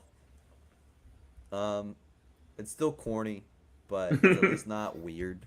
I mean, every King gimmick is low-key corny if you think about it. Yeah, but it's like not... Hey, King Booker was not corny. Some of it was. But we enjoyed it. King Booker made a dumb gimmick and made it enjoyable. This is making it more... This is leaning... It's going the right direction. Booker! Sorry to get that out. I'm going to give this a 3.5. It's going in the right direction. Hey, I'm winning on that alone. In terms of Sarah Del Rey's build, is what I'm saying. Because I thought she asked it up last time. Her stuff got better. I kind of wish that you like a week or two earlier had introduced Toyota, because I feel like you kind of dragged out her coming into the ring, cutting pretty much a very similar promo every week. Fair. I did enjoy the noise canceling headphones. I thought that was so fun. I laughed my ass off when I typed that in. I was like, this is great. That is funny. I also wish you kind of like explored more into like their past relationship. Like, even if you just said like there was a vignette where it talks about like how they've had matches in the past, because like if I was just a viewer and I didn't know who Toyota was, I would be confused. That's fair. I'll give you that. I think the match would be really good. So I'm gonna give you a 4. Okay. I would say basically her promos were a little, in my opinion, were weaker. But I think the noise canceling headphones, in my opinion, is what saved the promo, in my opinion. Or just the whole build, in my opinion. I thought that was hilarious. The match, it was kind of match was end. Then the actual, Toyota was kind of corny to me too. I don't know. I don't know. I just gave it a solid 3. Okay. So you know where I was at with that one. Yeah, I think it could have been there could have been spots that come in a lot better in the build. But like I said, noise canceling headphones, that was definitely some great hill shit. I'll definitely give you that. Appreciate it. All right, so next match, I think we only got 3 more matches, guys. So let's get through this. Oh yeah, 3 more hours. Hey, I'm flying compared to the last time. Yeah, last time we'd be on match number 3, but at this Yeah. I was say I'm flying right now. You have improved on your time, so I'm trying to cut down time, and I'm trying to even next show be a little bit more concise and more. I'm just figuring it out still. So on Alpha, the first week after the pay-per-view, Jamie Noble wins a triple threat match against Ultimo Dragon and Taka Michinoku. Oh damn, that's like 2003. I remember that. Later that night, Daniel Bryan comes out to talk about his win at TakeOver One Shot at Glory. Daniel Bryan holds the title above his head and says, "This is Alpha," as the crowd goes wild. Daniel Bryan then says, "On Sunday I went to war and I had the toughest fight of my career. I bled, I cried, I felt pain I have never felt before, and for the first time in this title reign, I feared losing my belt. Hats off to AJ Styles, you almost had me." Excuse me. But luckily for me, almost just isn't good enough. Now, I would love to say that I'm coming out here tonight to continue to be a fighting champion and issue an open challenge. But the fact of the matter is I'm still injured. And Travis T has asked me not to wrestle tonight. But I wanted to come out here and say thank you for standing by my side each and every time I go to war. I bleed for you. I cry for you. I win for you. The crowd hits dueling "This is Alpha" and "Yes, yes, yes" chants as Daniel Bryan heads backstage. The next week on Alpha, Daniel Bryan and CM Punk put on an 18-minute classic. Towards the end of the match, Bryan goes for a Busaiku knee, but Punk dodges it, forcing Bryan to hit the ref unintentionally. Punk hits Bryan with the GTS, but can't get a pinfall because the ref is out cold.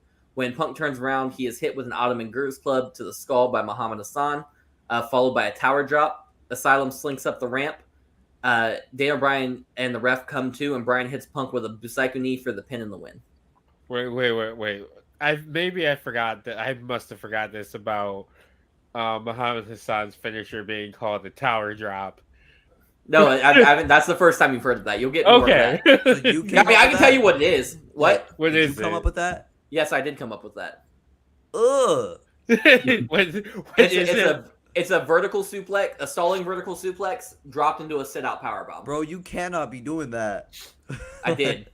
Okay. Ugh. That shit goes hard. Look it up after this. That shit goes hard. That name, though. The linking of the move itself, It's funny. it does go hard. I think I've seen that move in Japan. Like it's I say people do it. It's not very common, but there are people that have done it. Where's that? Okay, so Livewire week 3. Livewire opens with Daniel Bryan in the ring. He says, "First things first, CM Punk. I had no idea of Asylum's interference on Saturday night. I am a fair competitor. If you want a rematch, Punk, you got it. Now, I know you guys all want to know, Daniel, what's next? Who will be the challenger for the PTC Undisputed Cruiserweight Championship?" Well, I think before he finishes the sentence, Jamie Noble's music hits, and out he comes walking down the ramp. "I'll tell you what's next, Danny. See, what's next is you're going to put that pretty belt on the line against the redneck messiah, Jamie Noble." I almost hit a fucking Dusty Rhodes impression. You did. Yeah, you did. You definitely did. No, I was almost, like, Dusty. Oh, did I? Did I really hit a Dusty? Okay. You definitely did. Yeah, you turned See, the I know Rhodes and Daddy. I almost did. I know. Hold on. Let me figure out where the fuck I was now. I'll tell you, I can't even do that fucking thing without hitting that Dusty. "See, what's next is you're going to put that pretty belt on the line against the redneck messiah, Jamie Noble. See, I done whooped all these other cruiserweights from Timbuktu to Tuscaloosa. Now, boy, it's time for me and you to get it on." Daniel smiles and goes to respond, but before he can, Hushin Liger's music hits, and out he comes. Liger looks at Bryan and then Noble and finally says, "The American Dragon versus Hushin Thunder Liger. Dream match. Let's do it." Jamie Noble is instantly pissed. "Now listen here, you ugly catfish-looking bastard. This here is America. We don't do that cutting in line bullshit that y'all probably do wherever you're from, all right? This ain't no damn welfare line, so go on about your business before I call ICE to deport you out of mine. Now, Danny, let's talk business, because I'm thinking about investing in a new bar called the Dirty Spoon. And I think that... What? What? Did you just said all that? Yes.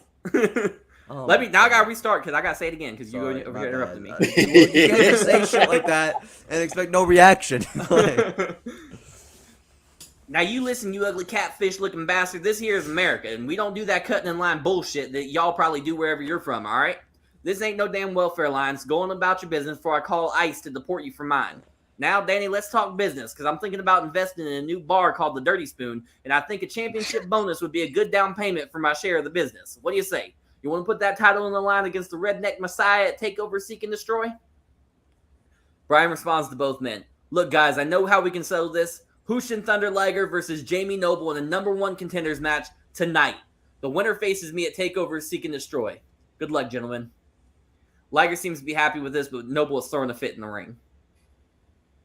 Noble and Liger put on a Cruiserweight Classic, but after 29 minutes, the match was declared a television time limit draw because it was the end of the show and there was no time left, leaving fans wondering who will face off against Bryan at the pay-per-view.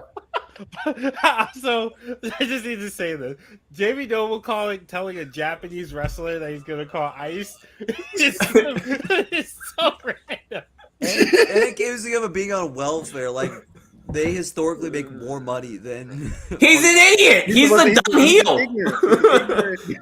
Yeah, what do you mean? It's I know, that's why it's He's funny. not right. That's the problem. That's why you're booing him. I know. It's I'm just hilarious. pointing that out because it's like part of the humor of it. I get it. Yeah. Okay. I'm pointing that out. So, on Rebellion, Jamie Noble and Hushin Liger are both sitting in Travis T's office arguing about who gets the chance to face Bryan. But Bryan walks in and says he will always be a fighting champion. He's going to face both men in a triple threat match. Yeah, I don't know how I want to do this. I don't know how I want you to do this either, quite frankly. I'm just going to say it. So this gives a little bit of a spoiler for my main event program, so just keep that in mind. So there is a match for Daniel Bryan versus CM Punk versus Gregory Helms versus Shelton Benjamin in a fatal four-way. The four baby faces have a classic fatal four-way that keeps a frenetic pace the entire time. Eventually, Muhammad Hassan and Asylum interfere in the match to take out CM Punk. The other baby faces won't let this happen, and the match devolves into a brawl of the baby faces versus Asylum. Eventually, Jamie Noble runs out and attacks Daniel Bryan, and those two brawl while Paul Orndorff comes out with a steel chair in hand and lays into Gregory Helms. Eventually, the heels get the upper hand and start to dominate. Muhammad Hassan hits a CM Punk with a tower drop through the announce table. Finally, Scott Hall and Hushin Thunder Liger hit the ring to make the save for the babyfaces. Asylum, Jamie Noble, and Paul Orndorff all flee as Scott Hall and Hushin Liger stand tall looking after the other babyfaces. So on Livewire that following week, Primetime Travis T comes out at the start of the show and he looks pissed. Saturday night, my main event for Alpha got bastardized into a barroom brawl between 11 of my top talents. This brawl ended up seeing CM Punk go through an announce table, becoming injured, and jeopardizing his chances to compete in the Elimination Chamber. I am allowing Punk to take this injury day by day, and we will make a decision to either allow him to compete or replace him in the Elimination Chamber, depending on his condition after this week's episode of Alpha. Now, I will not tolerate this going forward. We're in a rough and tumble business where problems get settled physically, but having my main event escalate into a common street brawl, watching my arenas get destroyed, watching a man's opportunity and his career be jeopardized is not something I take lightly. So tonight, 10 of those 11 men will be able to settle their differences. Tonight's main event will be Daniel Bryan, Scott Hall, Hushin Thunder Liger, Gregory Helms, and Shelton Benjamin against Muhammad Hassan, Jamie Noble, Nikita Koloff, Paul Orndorff, and Rusev in a 5-on-5 tag team match. Now, ladies and gentlemen, let's get ready for Tuesday Night Livewire. So the 10-man tag team match is the main event. It's a fairly standard match where everybody's, it's a longer match where everybody's getting their moves in and everything. Scott Hall gets the pin for his team victory after hitting Paul Orndorff with the Razor's Edge. After the match, however, Hassan and the Asylum attack the babyfaces with weapons. Hassan is cracking them with his Ottoman Gers Club, and Rusev and Nikita Koloff are swinging chains as their weapon of choice. After clearing out the ring, Hassan and Asylum take Scott Hall to the outside and set him up for a tower drop through the announce desk. But Cult of Personality plays and outsprints CM Punk. Koloff and Rusev meet him on the ramp, but Punk takes both men out with the lead. Or with a lead pipe. I don't know why I said with the lead. Lead pipe he carried down from the back. Hassan and Punk meet in the ring, and both men are trading stiff right hands. But Punk gets the upper hand, Punk hoists Hassan into the air and delivers a GTS. The show closes with Punk standing tall, eliminating any doubt on whether or not he will compete at TakeOver Seek and Destroy. So a lot of that was around the main event, more so than this match, but Daniel Bryan and Jushin Liger and Jamie Noble were in the match. Jushin Liger's, so that week on Rebellion, Jushin Liger's in the ring with a microphone. It is an honor to fight against such a respected champion like Daniel Bryan. When I look at this man, I see pro wrestling. When I look at this man, I see a legend. But on Sunday, I must see him as my enemy. Daniel, I hope you know that I respect you and adore you, but on Sunday, I must end your reign so my time can begin. Daniel Bryan walks out and talks to Liger. Jushin, the respect and admiration are mutual, as are our intentions this Sunday. I expect a war. I want you at your very best because I want to be pushed to be my very best. I am honored to share the ring with you Sunday night. Good luck, old friend. As the two shake hands, Jamie Noble's music hits and he walks out with a microphone in hand. God dang it, will you two lover boys calm down? We're supposed to be fighting, not freak-a-leaking. Jeezy, peace. I ain't never seen boys sweet as you two fellers since I saw Who Writes the Scripts for BBW. Look, I ain't honored to whoop... I ain't honored to whoop neither one of your tails, but I'm going to do it anyway. I need the fortune and I needs the fame. Now tell me, what's the tougher to kill? A rabid raccoon in the corner of your shed or the redneck Messiah when he's on the mission? I tell you what, it ain't the coon. I'll see you boys on Sunday. He should not be saying that word. Yeah, that word is banned. I banned that word on Twitter already. Oh my god. He's talking about what Jamie Noble. You are so close to a hard R. I'm not saying anything. Yeah. Oh my god. He's gonna say Jamie Noble said This that. is Travis milking his. He's gonna say the word, guys, right here. Yeah, he's saying the N-word. If he pauses and says, "Now Kenny and Demote," you know where it's going. He said, "I didn't say it. Jamie Noble did." Jesus Christ. Oh shit. So the match starts and instantaneously Jamie Noble kicks Daniel Bryan in the balls with a low blow. He ducks under the clothesline coming from Jushin Liger and hits him with the kitchen sink knee to the stomach, followed by a buckle bomb into the turnbuckles onto Jushin Liger. When he turns around, he gets hit by a Busaiku knee from Daniel Bryan, but Jamie Noble ducks under it, throws Jushin Liger in front of him, not ducks under it, and Jushin Liger is the one that actually ends up getting hit. Daniel Bryan gets beat down by Jamie Noble, and he gets put into the trailer hitch. Eventually, Jushin Liger breaks that submission up and then hits a shooting star press onto Jamie Noble. He goes for a pin, but Daniel Bryan breaks the pin up. Jushin Liger hits a brain buster onto Daniel Bryan. Later in the match,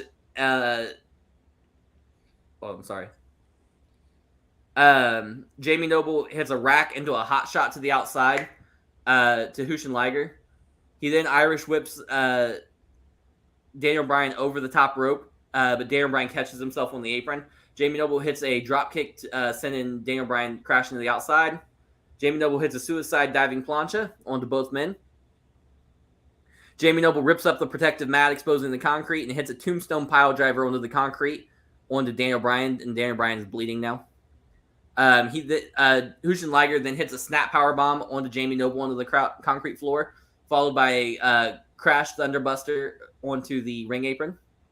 Jushin Liger hits a Stardust press onto Jamie Noble for a pin attempt, but Daniel Bryan pulls Liger out of the ring. Liger gets into Bryan's face, and the two start arguing and screaming at each other. Daniel Bryan hits a stiff knife edge chop to Liger, and then Liger hits a stiff knife edge chop to Bryan, and then they start exchanging chops. Daniel Bryan finally ducks under one of the chops and pushes Liger's face into the steel ring post. Daniel Bryan goes for a Busaiku knee, but is reversed into a pop-up powerbomb from Jamie Noble. Jamie Noble hits a rope-hung DDT onto Daniel Bryan. Later in the match, Daniel Bryan hits a super belly-to-back suplex on the Jushin Liger.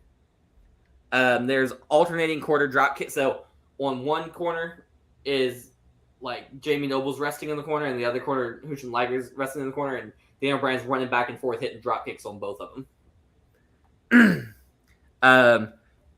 But at one point, while he's coming at Jamie Noble ducks out of the way to get out of the way, and Daniel Bryan runs up the turnbuckle and does a corner backflip over Jamie Noble and then hits a lariat takedown.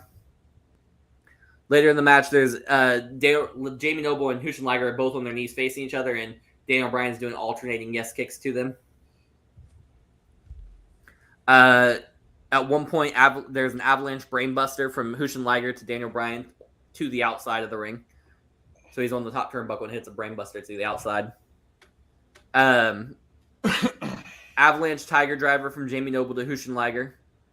Jamie Noble locks Hushin Liger into a tarantula, and while he's in the tarantula, Daniel Bryan's kicking Hushin Liger in the chest with yes kicks.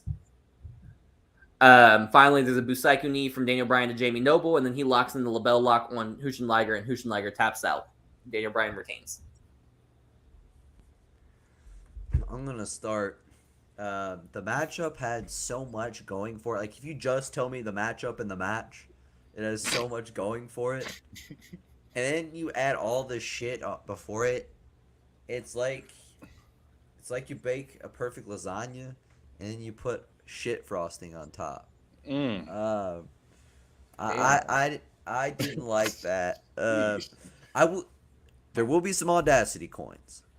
I will say this: he's like the stereotypical, like prototypical ignorant heel. Like there's no redeeming qualities about him. I understand this. Yeah. I'm surrounded by these people daily in Oklahoma. I think we'll say on here. I was about to say, wow. Anyways, I think it just went too far. There's gonna be some Audacity coins. Okay. But I feel like a lot of those promos were just fishing for Audacity coins.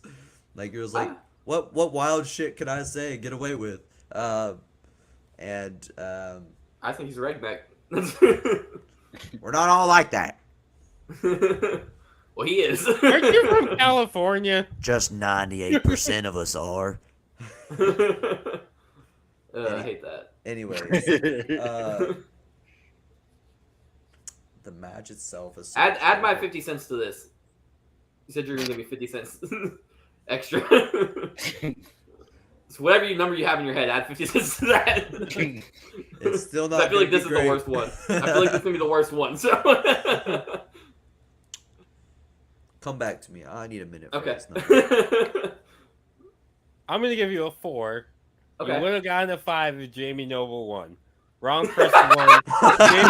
Jamie Noble should have done some heel shit and had Daniel Bryan hit the I cannot pronounce that. Busaiku. The Busaiku knee. Busaiku knee. Go ahead. Yeah. Hit the knee and then have him throw Daniel Bryan out of the ring and steal the pin and steal the championship. Damone definitely gonna have somebody say the N-word on his show. I thought about that. But I knew that John was gonna be so disgruntled by the Jamie Noble character that I couldn't have him win. John would have given me a 0. I fuck with the Jamie Noble character because it makes sense. He's a redneck. He's gonna say dumb shit. He's a caricature of. I also imagine him walking around in his mid 2000s tank top and jean shorts, but with a MAGA hat on. Yeah, yeah. He definitely. He's a redneck. Yeah, he's an idiot. He probably has a Confederate flag on his fucking gear. Yeah, that's what I imagine. So. I wanted you to lean into it and have him win the title. I think it would have been. On one hand, it was fun and it was executed well. So, like I said, I didn't get too offensive. This isn't going to be my worst rating of the night. My worst rating of the night was the 1.5, and I think it's going to be better than that. By how much? Wait, when did you give 1.5? You gave me a 1.5 for. No, you gave me a 2. You didn't give. I would say I don't have the 1.5s on here. Oh. Okay, 2 for Tyler Breeze. That's right. Because he doesn't like Jay Briscoe. Well, it's not that I hate Jay Briscoe, but I gave you my reasons. Damn. Then this might be the worst one. Then I'm gonna give this a 1.75, and $1.50 of that's just the match, and then the 25 cents is your Audacity coins. This is okay.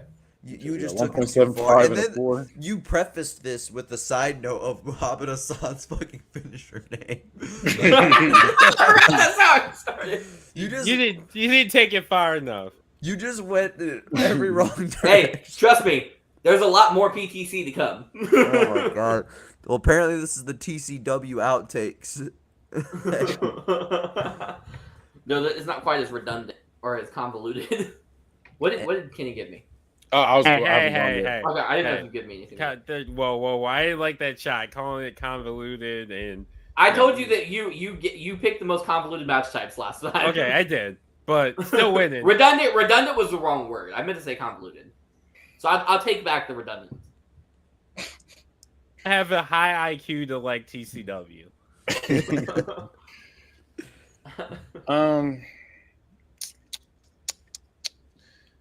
I don't have a score yet. I feel like it's opposite Damone.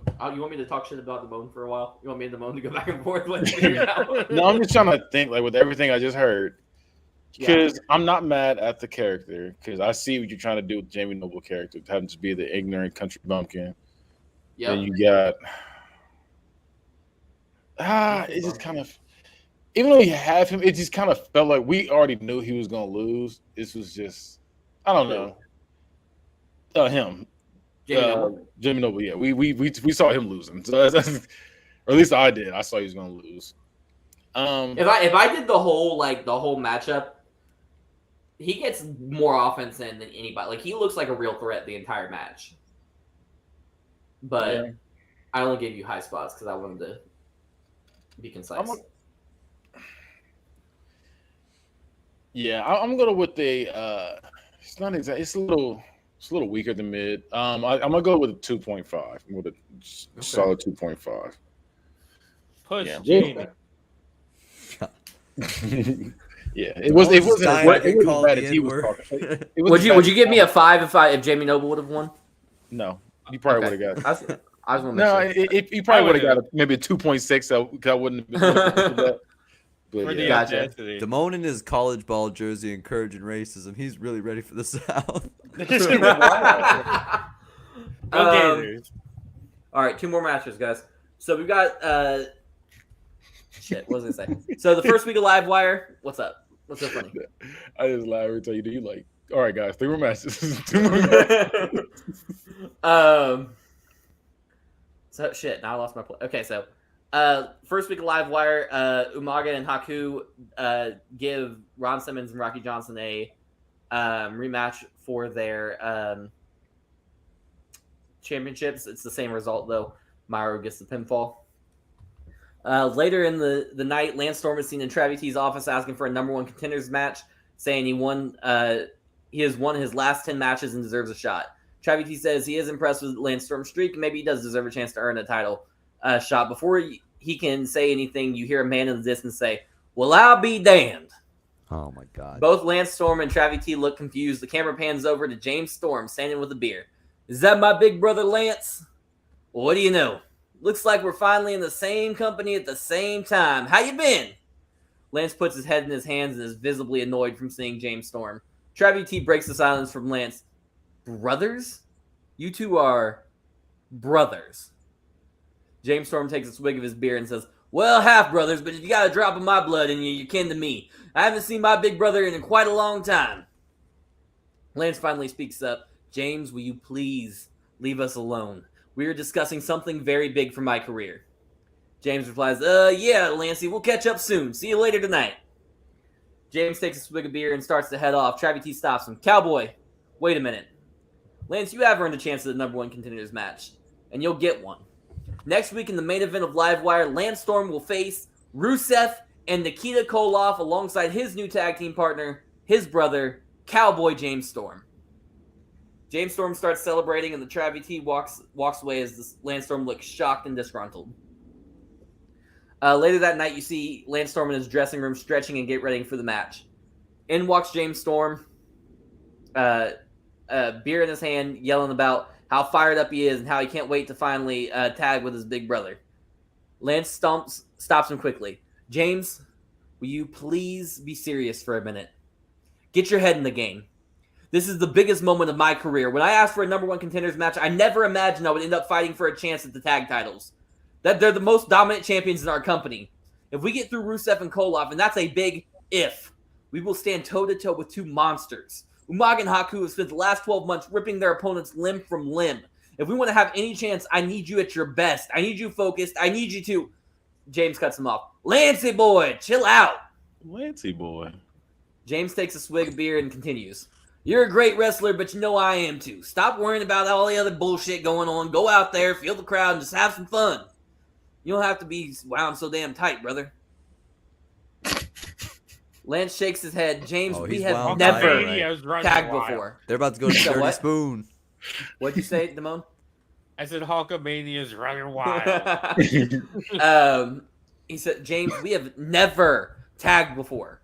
Koloff and Rusev have been tearing through the tag team division. We're lucky to be here. I can't afford to let you ruin my moment, my streak, and take my chances at gold away from me. James and Lance stare at each other stone-faced until James raises his beer, takes a swig, and smiles ear to ear. James slaps his hands onto Lance's chest and screams, Woo! You got me fired up! James chugs the rest of his beer and openly ponders what their tag name should be. Eye of the Storm? Them Storm Boys. The Storms.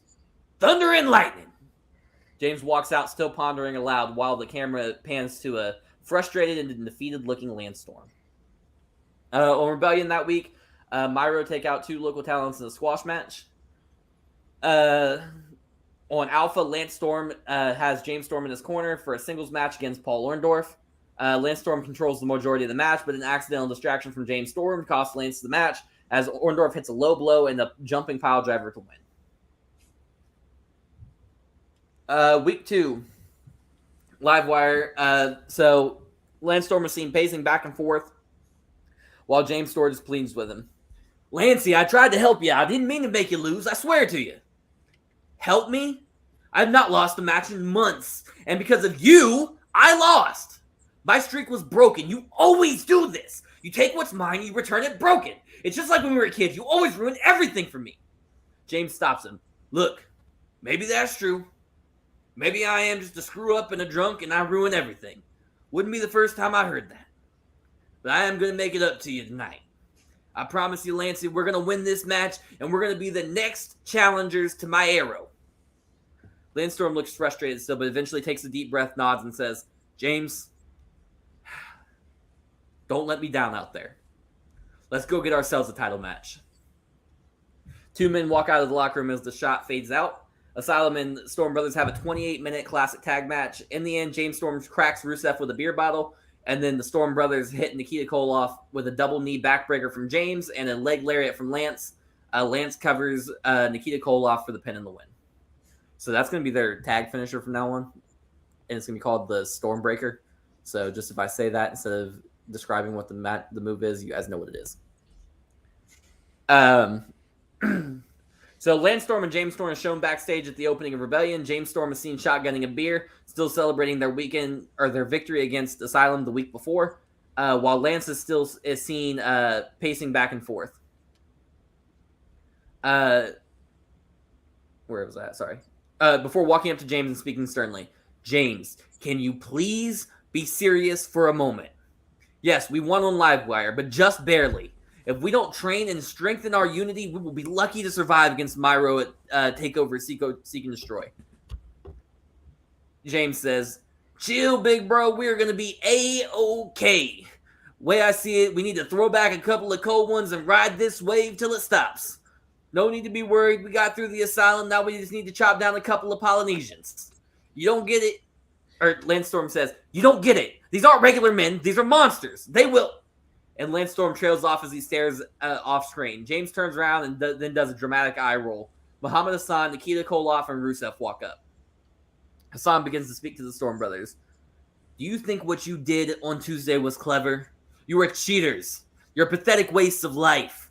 You can't replicate that win. Fight my men again tonight and you will crumble. A voice can be heard off screen. Oh, so now you're willing to fight. CM Punk walks on screen and sides with the Storms. How about we even the odds here? Asylum versus CM Punk and the Storm Brothers. In fact, let's do it right now. Hassan is wide-eyed and furious. Tonight, you will eat your words, Punk. You'll be lucky to make it to TakeOver Seek and Destroy. The show fades to black and heads to commercial. The match is, in the match, the babyfaces prevail after CM Punk hits Hassan with a GTS, immediately followed by a Stormbreaker from the Storm Brothers. And Punk gets the pin and the win. The next week on Livewire, Jay Briscoe and James Storm have their match. They have the back and forth match. Briscoe wins the Jay Driller.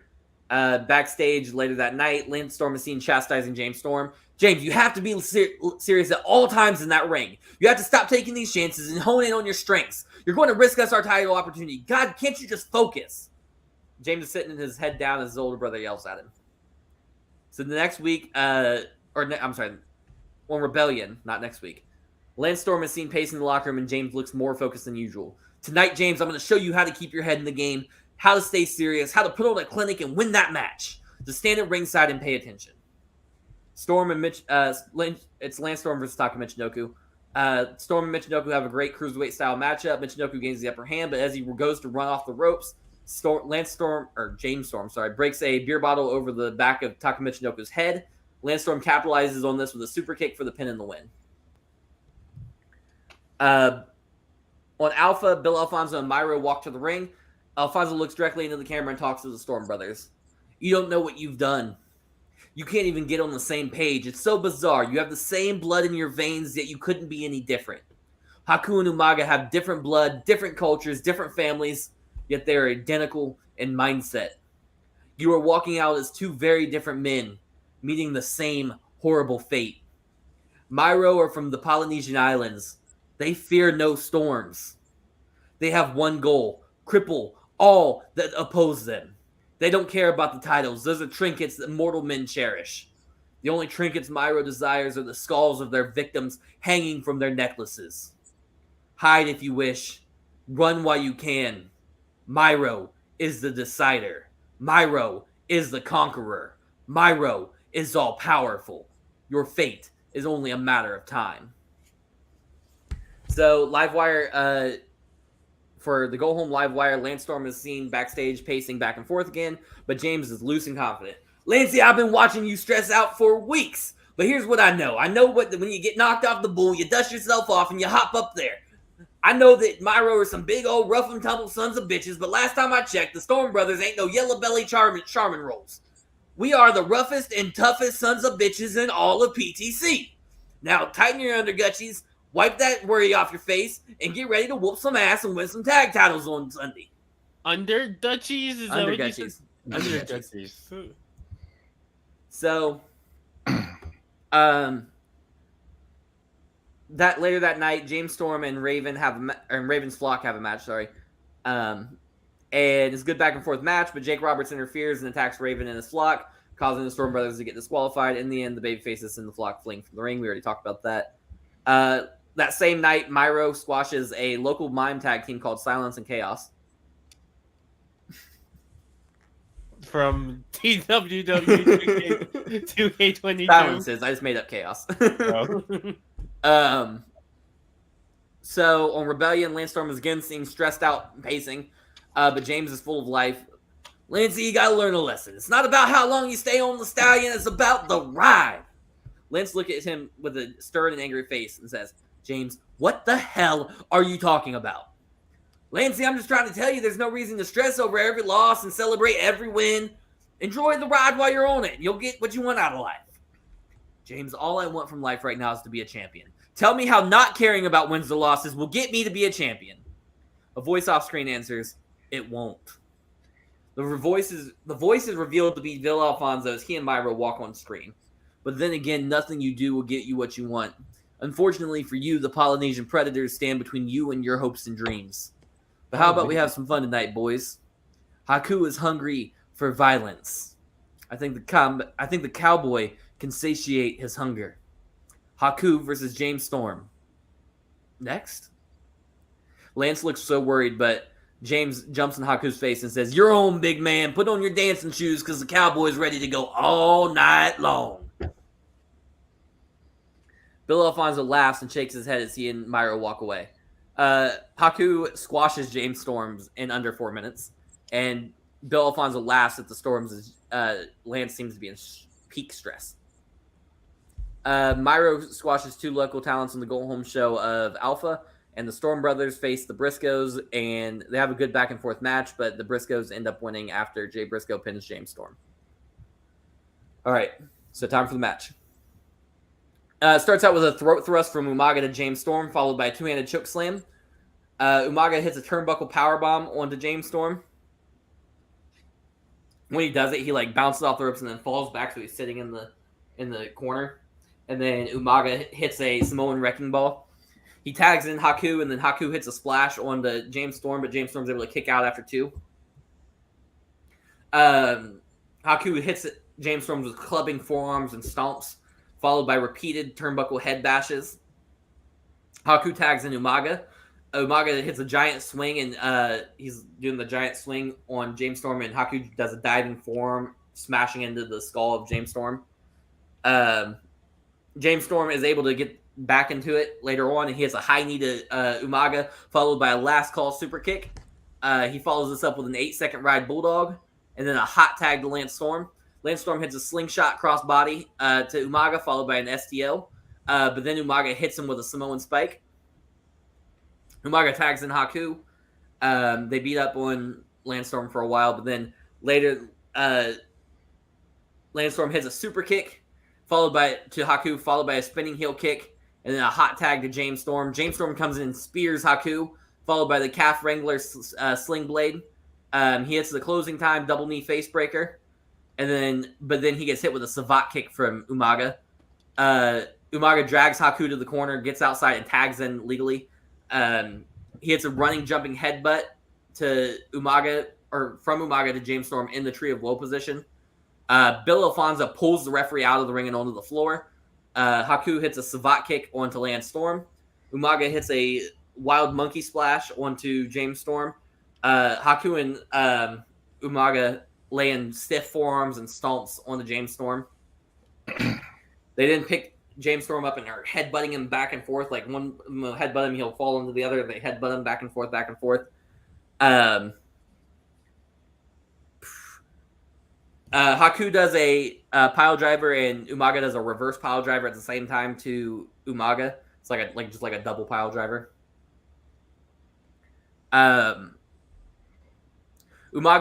and Haku scream at each other in their native language. Haku goes out on the floor and starts looking under the ring while Umaga leans over the top rope shouting at him.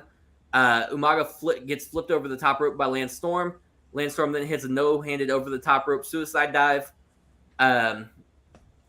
Umaga ends up hitting a reverse STO to Lance Storm onto the floor. Haku hits Lance Storm with a Tongan spike. Haku and Umaga set up a table in the ring. And then Umaga hits a Super Samoan drop through the table from Umaga to James Storm. Haku puts the Tongan death grip onto James Storm. And Umaga sets up for a Samoan spike. But Lance Storm smashes a beer bottle over the head of Umaga, followed by a super kick to Haku. Multiple shoot kicks to the legs and sides of Haku from Lance Storm, followed by a basement drop kick to Haku's knee, dropping him to one knee. James Storm hits Haku with an 8-second bulldog.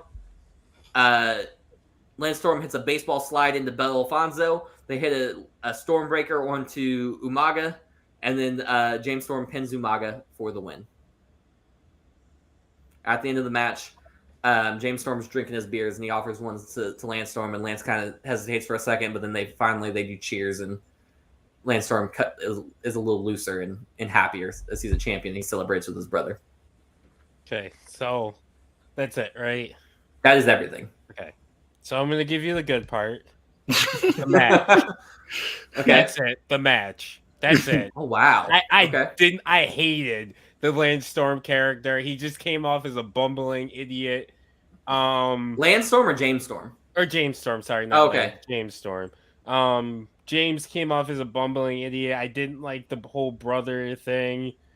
On paper, I like the matchup, and I like the match you wrote. I also think the wrong team won. I'm going to give you a 2, and $1.75 of that is the match.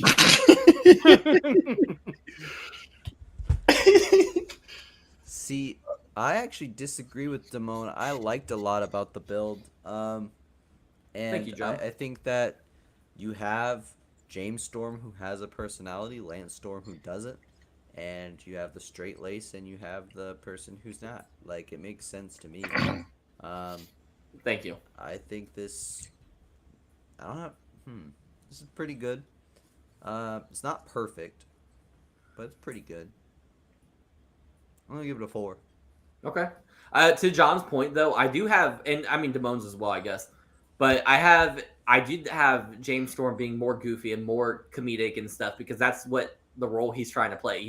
You've got super serious Lance No, Storm I and know. I super just not hated serious it. James Storm, and they're together make a normal. Yeah, I know. It's They're the odd bedfellows tag team. Yeah, and then, yeah, I know. Like the yeah, good moment of Lance Storm, like, and them doing the cheers and actually drinking beers together in the ring. That was like a. Yeah, I know. I just hated it. 4 It weeks. felt like you felt like I don't know if you played the 2K20. He felt like Trey from there, and I hated it. I don't know who Trey is, so I hated it. okay. All right. Okay. So, not gonna lie, I didn't care for the build either. We're gonna be real. Yeah, it felt like we were supposed to care about them, but I did not care about them. Okay. I could tell you were going for like I don't know. I just didn't care like that. I was kind of hoping they get their ass whooped for real. Okay. You're not allowed to have feel good moments. I was kind of hoping they get. You're really not. I'm realizing this. You're really not allowed to have like anything be too good. Moment. Yeah, like. Yeah, that's where I'm at with that. Because I feel like this happens in real life. This shit is fucking classic. Like this goes down as the greatest fucking odd bedfellows partnerships ever. Like not the greatest, but one of the greatest is what I'm saying. Yeah. It reminds me of like how corny and goofy the Daniel Bryan and Kane was. I didn't like that either, though, to be real. Okay, so I you're fucked with just it. wrong. I Okay, like got that. I did not like this. You say you didn't like that, or you did like it? No, He liked that, but he doesn't like this. I like Daniel Bryan. Yeah, I like Daniel Bryan and Kane, but Oh, You better get used to it, motherfucker. I also feel like you built up Umaga and has anybody retained their title except for Daniel Bryan tonight? Sarah Del Rey. And Sarah, yeah, you're right. So it's 2 for 2. So, but yeah, I feel I don't like think you that's built very- up. Yeah, no, it's not. I felt like you built up Umaga and Haku, and then they just have them lose. Like They gotta lose eventually. I know eventually they have to lose, but not to They've them. been champions for a year. Hold not up. to them. not to the them. Storm Brothers were built way better than Jay fucking Briscoe was to take down Tyler Breeze. True, but And you gave that a 4. Why are you hating on this? I Yeah, like that build. give me my coins. No, we're still getting into it. This two is the one being- you the give him two's his being coins when he generous. doesn't deserve him, and then you don't me a give him 2.0 coins when he does. 2.01. No, the 2 was being generous. Wow. Can you give me my number? So we can I get gave my you a last 2. one. I gave you a 2.25. Okay. Wow. All right. This is crazy because it's all over the place. Like this, I feel like John. No, it was 2 2s. Now you know how fucking feels that. No, I'm saying, but there's only 3 of you. Oh, I thought you were just saying like, oh, it's all over the place. Like, no, it's not. No, but I'm saying that different. one person had it really high and you two had it low. Yeah, we ain't like. So that who knows shit. I can't even gauge what the other people are going to be like because it's not like a unanimous thing. All right, the main event. Yeah. So on week 1, Live Wire, the very first thing we see is Primetime Chavy T is opening the show. Oh hell. So Of course he Primetime is. Opportunity opens. Hold on, let me get through my hell. promo, and then you can say your shit. Primetime Chavy T opens the first Live Wire after TakeOver one shot at Glory, standing in the room, in the ring, not in the room, with a microphone in hand. Despite being all up in the videos, as some of my contemporaries may say, I felt like I was the only one that should be delivering this news. Despite retaining his title at TakeOver one shot at Glory, the historic 598-day World Heavyweight Championship reign has come to an end. At some point during the grueling war against Jake Roberts, Gangrel tore his ACL, MCL, PCL, and meniscus, as well as multiple ligaments in his knee. An injury that would have prevented a normal man from continuing to compete, let alone winning that contest.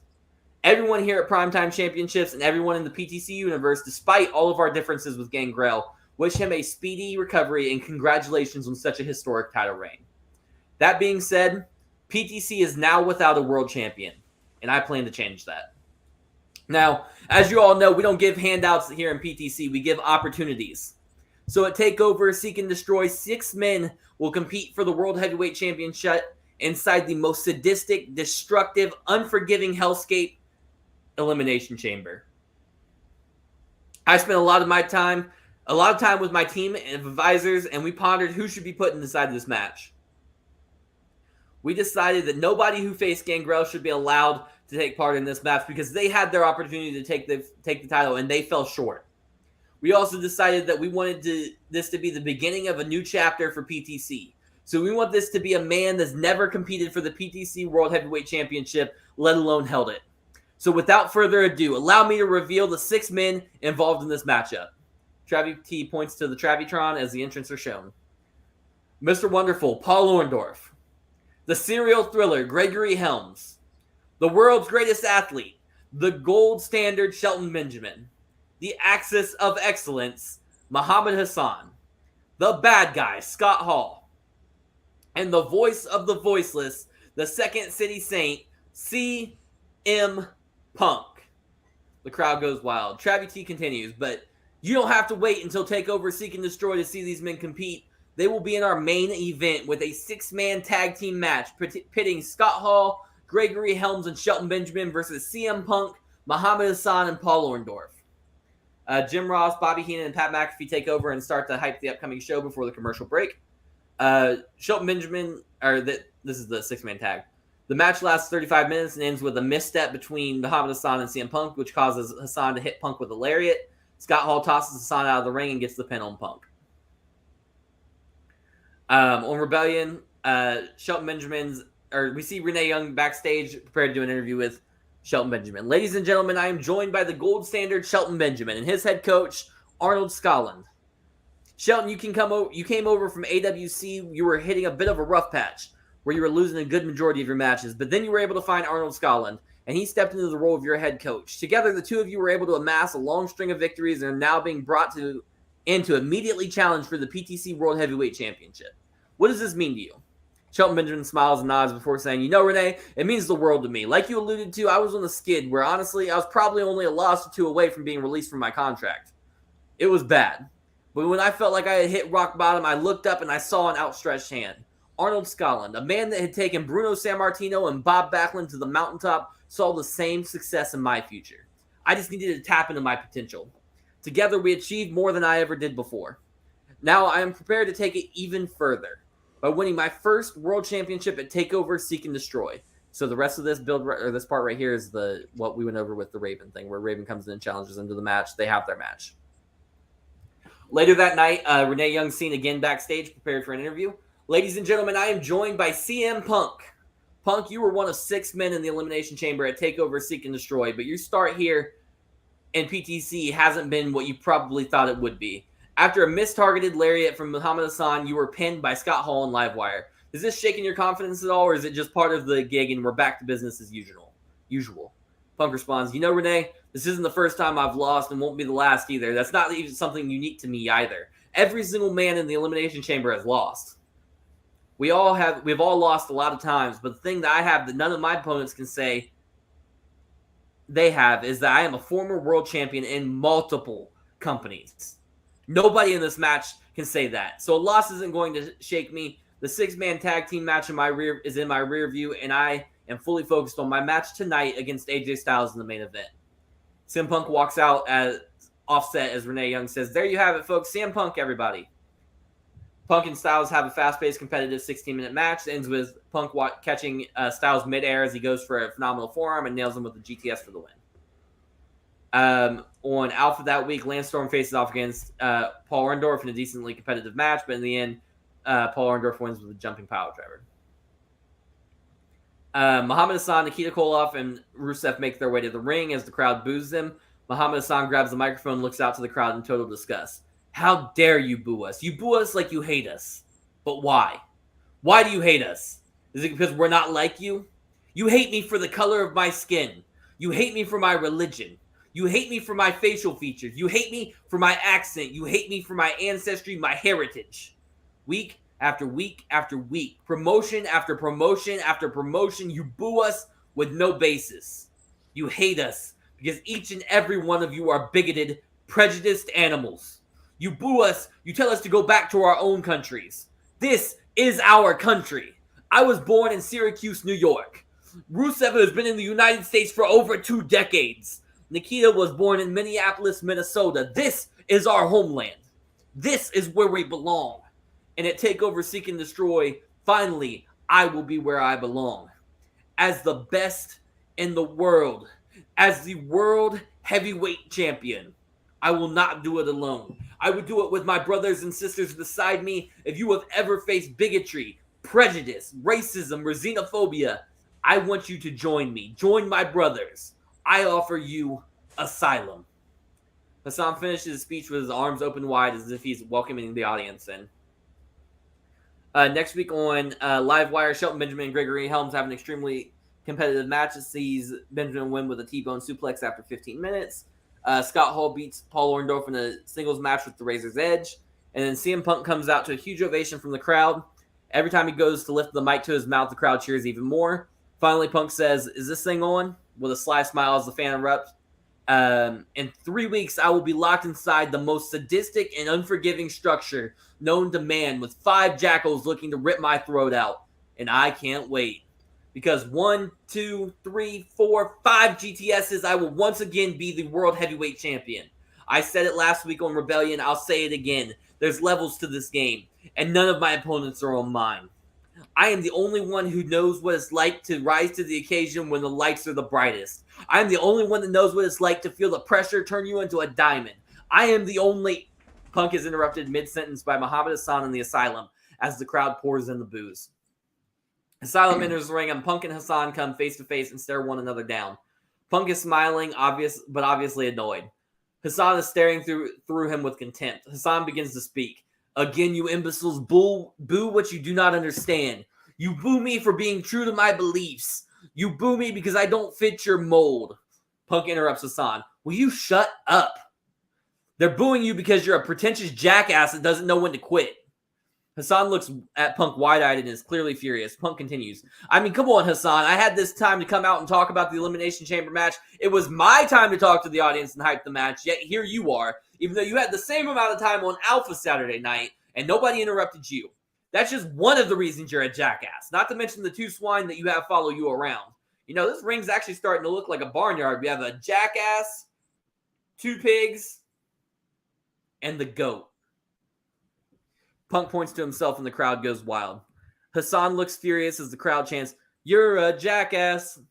Hassan sells the chance getting to him, and finally Hassan gets in Punk's face and says, "I will make you regret this. You will regret the day you disrespected the axis of excellence. I am going to break your spine. I'm going to make you beg me for forgiveness. I am going to tear your heart out." Punk laughs and tells Hassan, "If you're feeling froggy, please feel free to leap. What do you guys think? You want to see Hassan break my spine and rip my heart out?" The crowd boos. "No? How about this? Do you guys want to see CM Punk put Muhammad Hassan to sleep?" The crowd goes crazy. Hassan gets back in Punk's face. "I will rip your spine out. But not tonight. The Asylum bends for no man's will. The Asylum moves on its own accord." The crowd boos and chants, "You're a pussy." Punk hypes the crowd up before the Asylum's music plays and the screen fades to black. Next week on Rebellion is when CM Punk and the Storms have their match against Asylum that we talked about earlier. Renee Young is seen backstage ready for an interview. "Ladies and gentlemen, I'm joined tonight by Shelton Benjamin. Shelton, last week we saw you face off with Raven's newest fledgling, Brian Pillman. You came up short in that match. Does that affect your mindset going into such a huge match, TakeOver, Seek and Destroy?" Shelton replies, "Renee, I'll be honest with you. At first, I was worried. But after talking with Arnold and then listening to Punk, I realized one loss doesn't mean much to the overall picture. See, I look at my career as a painting. Each match is an individual stroke of the brush. And I know when the painting is finished, a big gold belt will be around my waist." Arnold Scotland smiles and laughs confidently as he pats Shelton Benjamin on the back, and the 2 men head off screen. In the ring later that night, Paul Orndorff is seen with a microphone in hand and a huge smile on his face. "Ladies and gentlemen, I just wanted to say you are welcome. You're welcome for being allowed in the presence of Mr. Wonderful. Now, for the past few weeks, all I have heard is Mr. Wonderful. How do you feel about being inside the Elimination Chamber?" Mr. Wonderful, how on earth will the others even survive against a strong, charismatic enigma like yourself? Mr. Wonderful, how did the others even have a chance against someone as magnificent as yourself? To which I say, they won't. Orndorff laughs arrogantly as the crowd boos. Ah, yes, let me hear your adoration for me, everyone. Orndorff stands with his arms open welcomely, with a huge prideful smile as the crowd drowns him in boos. Now, how on earth is any of these competitors going to win the Elimination Chamber when I have never lost a match? How could any of them do the impossible by beating Mr. Wonderful? Before he can say anything else, however, Scott Hall's music plays and Hall makes his way out to the ring.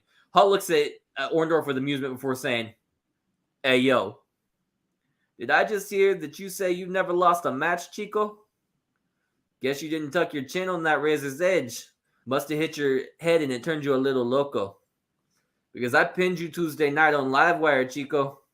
But since you don't remember it, maybe you want to test your luck again, man." Scott Hall uses 2 fingers to poke the chest of Orndorff with a smile. Orndorff, however, is no longer smiling. "You did no such thing. See, our match on Livewire was simply a scrimmage, amateur sparring at best. I never agreed to a professional contest, therefore your victory does not count. I will not be competing tonight in a scrimmage, a spar, or a match. Good day, sir." Hall laughs and says, "Come on, pip, man. Cheerio ass. You don't want to go on one-on-one with the bad guy?" Day. Hold on, where was it? You don't want to go one-on-one with the bad guy? Hold on, where is it? I'm losing my place every time I say. Oh, and then Orndorff screams, "I said good day, sir!" Orndorff then rolls out of the ring and heads up the ramp. Gregory Helms' music hits. Helms walks out with a microphone in hand. "Scott, it seems that Mr. Wonderful here is not up for the challenge, but I know these people want to see a match here tonight. I know Miami is no stranger to tropical storms, so maybe we can see how the Miami-born bad guy stands up to a hurricane. Scott Hall versus Gregory Helms right here, right now. What do you say, bad guy?" Hall laughs and says, "Chico, if you want to walk on the razor's edge, be my guest, man." Scott Hall throws his mic out of the ring and beckons Helms into the ring as the show goes to commercial. Scott Hall and Gregory Helms have an extremely competitive match lasting 21 minutes for Rebellion's main event. The match ends with a razor's edge for the pinfall victory of Scott Hall. At Alpha that week, Asylum's in the ring opening the show. Hassan has a microphone and is ready to make a speech. "CM Punk, you have made a joke of me for the last time. I am no joke. I am the axis of excellence. I am the Palestinian prince of preeminence. So laugh now, Punk. All of you laugh now, as I will be the only one laughing after the tower drops time and time again at TakeOver Seek and Destroy. I will be laughing over 5 lifeless bodies as I raise the World Heavyweight Championship high above my head. I will prove to be the greatest of all time. Mark my words, Punk. Only time will tell." The screen fades to black to go to commercial. Daniel Bryan and CM Punk put on the 18-minute classic. We already went over that match, so I'm not going to be too worried about it. Next week on Livewire, Travie T makes a singles match between CM Punk and Muhammad Hassan to relieve some tension between these two. The match is stiff, hard-hitting brawl that lasts 18 minutes. Punk gets Hassan up for the GTS, but Hassan reverses it and hits Punk with a tower drop for a clean pin in the win. Then we have the Fatal 4-Way between Daniel Bryan, CM Punk, and Gregory Helms that we went over.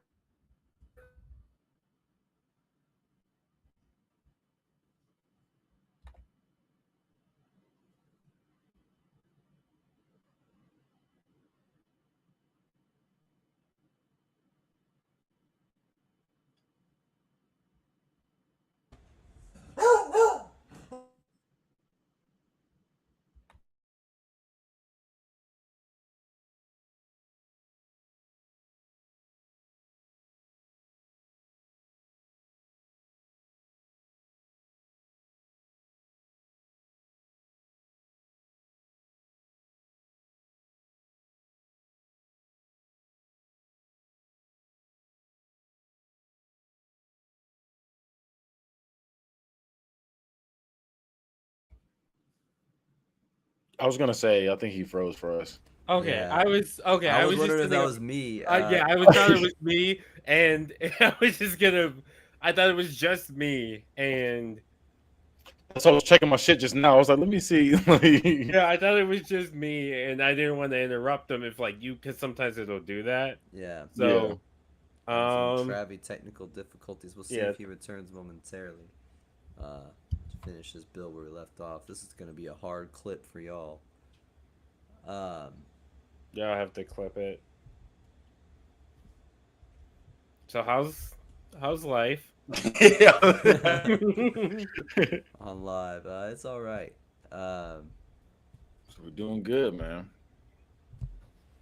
Doing Every good. time I try to sit down and write my next Book of Verse show, I get writer's block. So By the way, thanks. Kenny, did you fucking vote yet?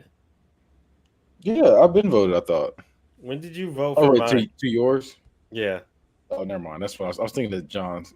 My fault. I hate it. I've There sent he you the is. link like 84 times. I'll do it. All right, I'm back. Where did I leave off at?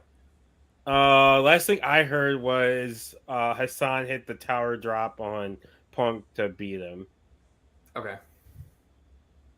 Yeah, so then we have the fatal 4-way that we talked about earlier where it ends up having Asylum comes out and then Jamie Noble, and it becomes a big brawl with the 11 men. And then they had the 5-on-5 main event the next week. On Rebellion that coming week after that, the main event of Rebellion sees CM Punk face off against Paul Orndorff. Punk has the advantage almost the entire match, but at one point, Orndorff knocks the ref out of the ring. Shortly after this, Asylum hits the ring and they help Orndorff take out Punk.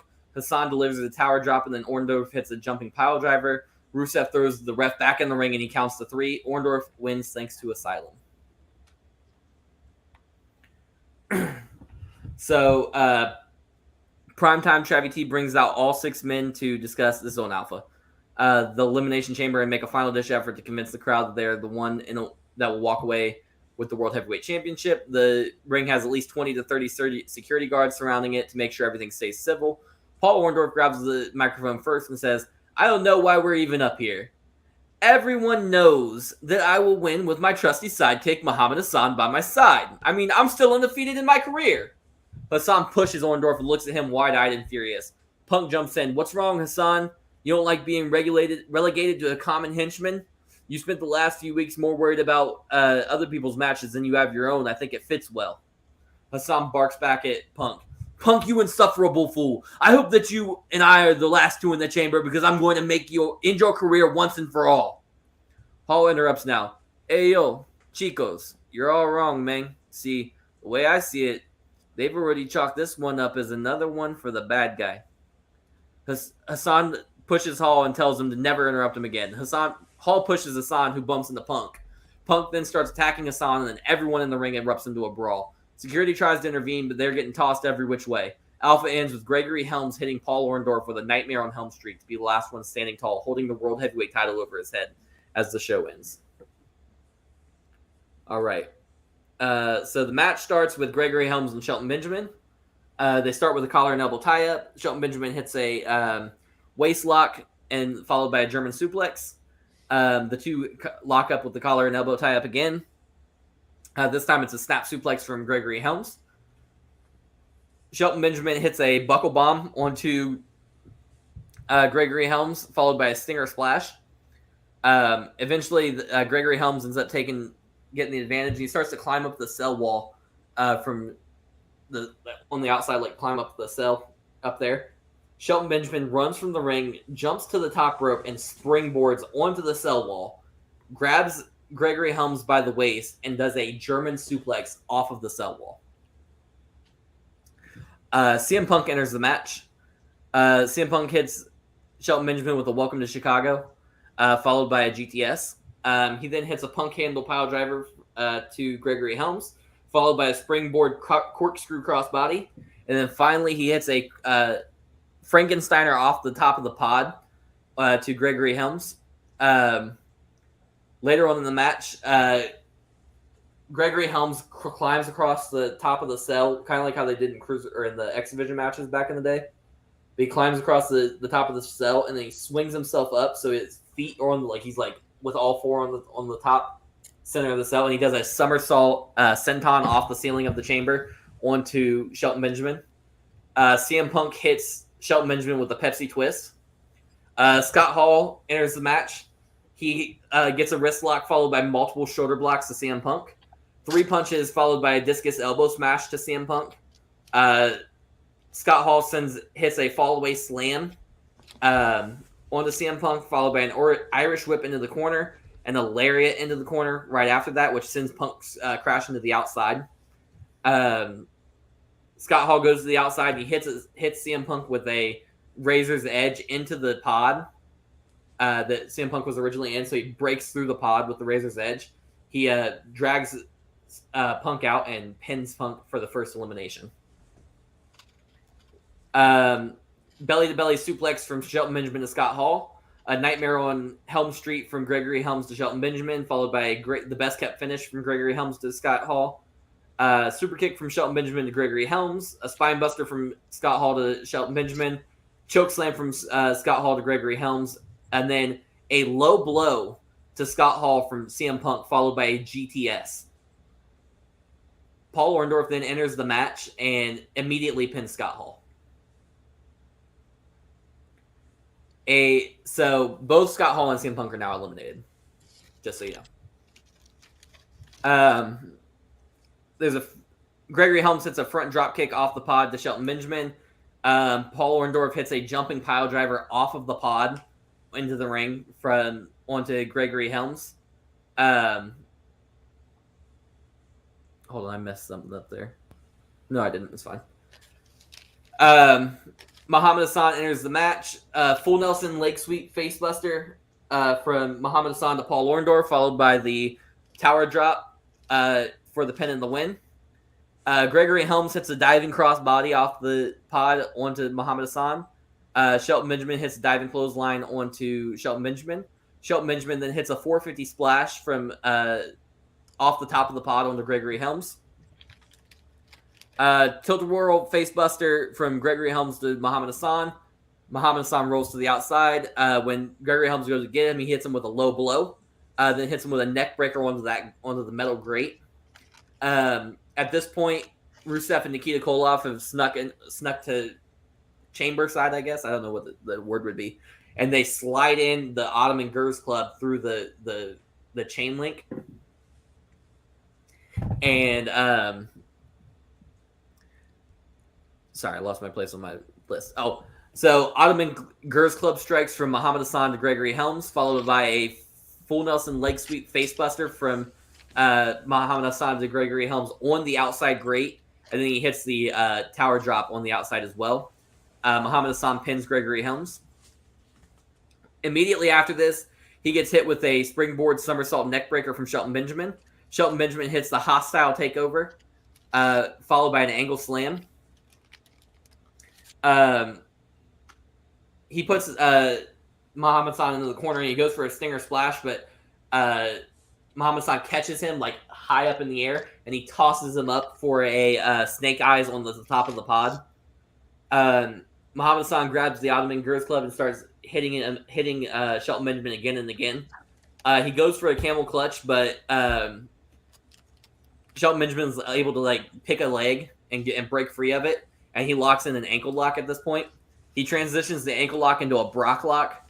While he's in the Brock lock, Muhammad Hassan low blows Shelton Benjamin. Later on in the match, Muhammad Hassan hits a frog splash to Shelton Benjamin off of the pod. He goes for a pin, but Shelton Benjamin kicks out. Muhammad Hassan stands on the top turnbuckle and puts Shelton Benjamin's feet on top of the pod, so it's like a rope hung DDT, but it was a pod hung DDT.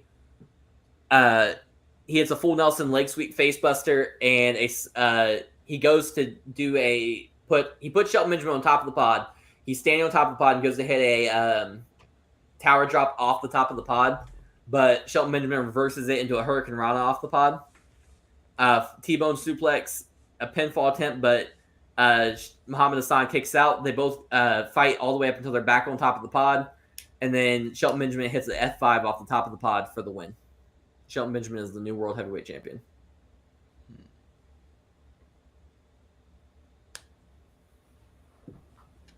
I don't like how much you brocked Shelton Benjamin.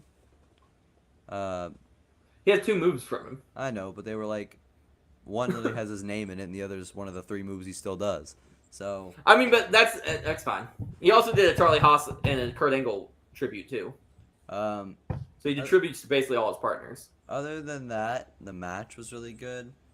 I thought the build was not so amazing. Okay. But the match, I mean, when you put good people in an Elimination Chamber match, that's going to do most of the work for you. And the build was serviceable enough to get there. I think I put some pretty unique spots in there. Like that German suplex off the side of the cage. Yeah, that was cool. The spots were really good.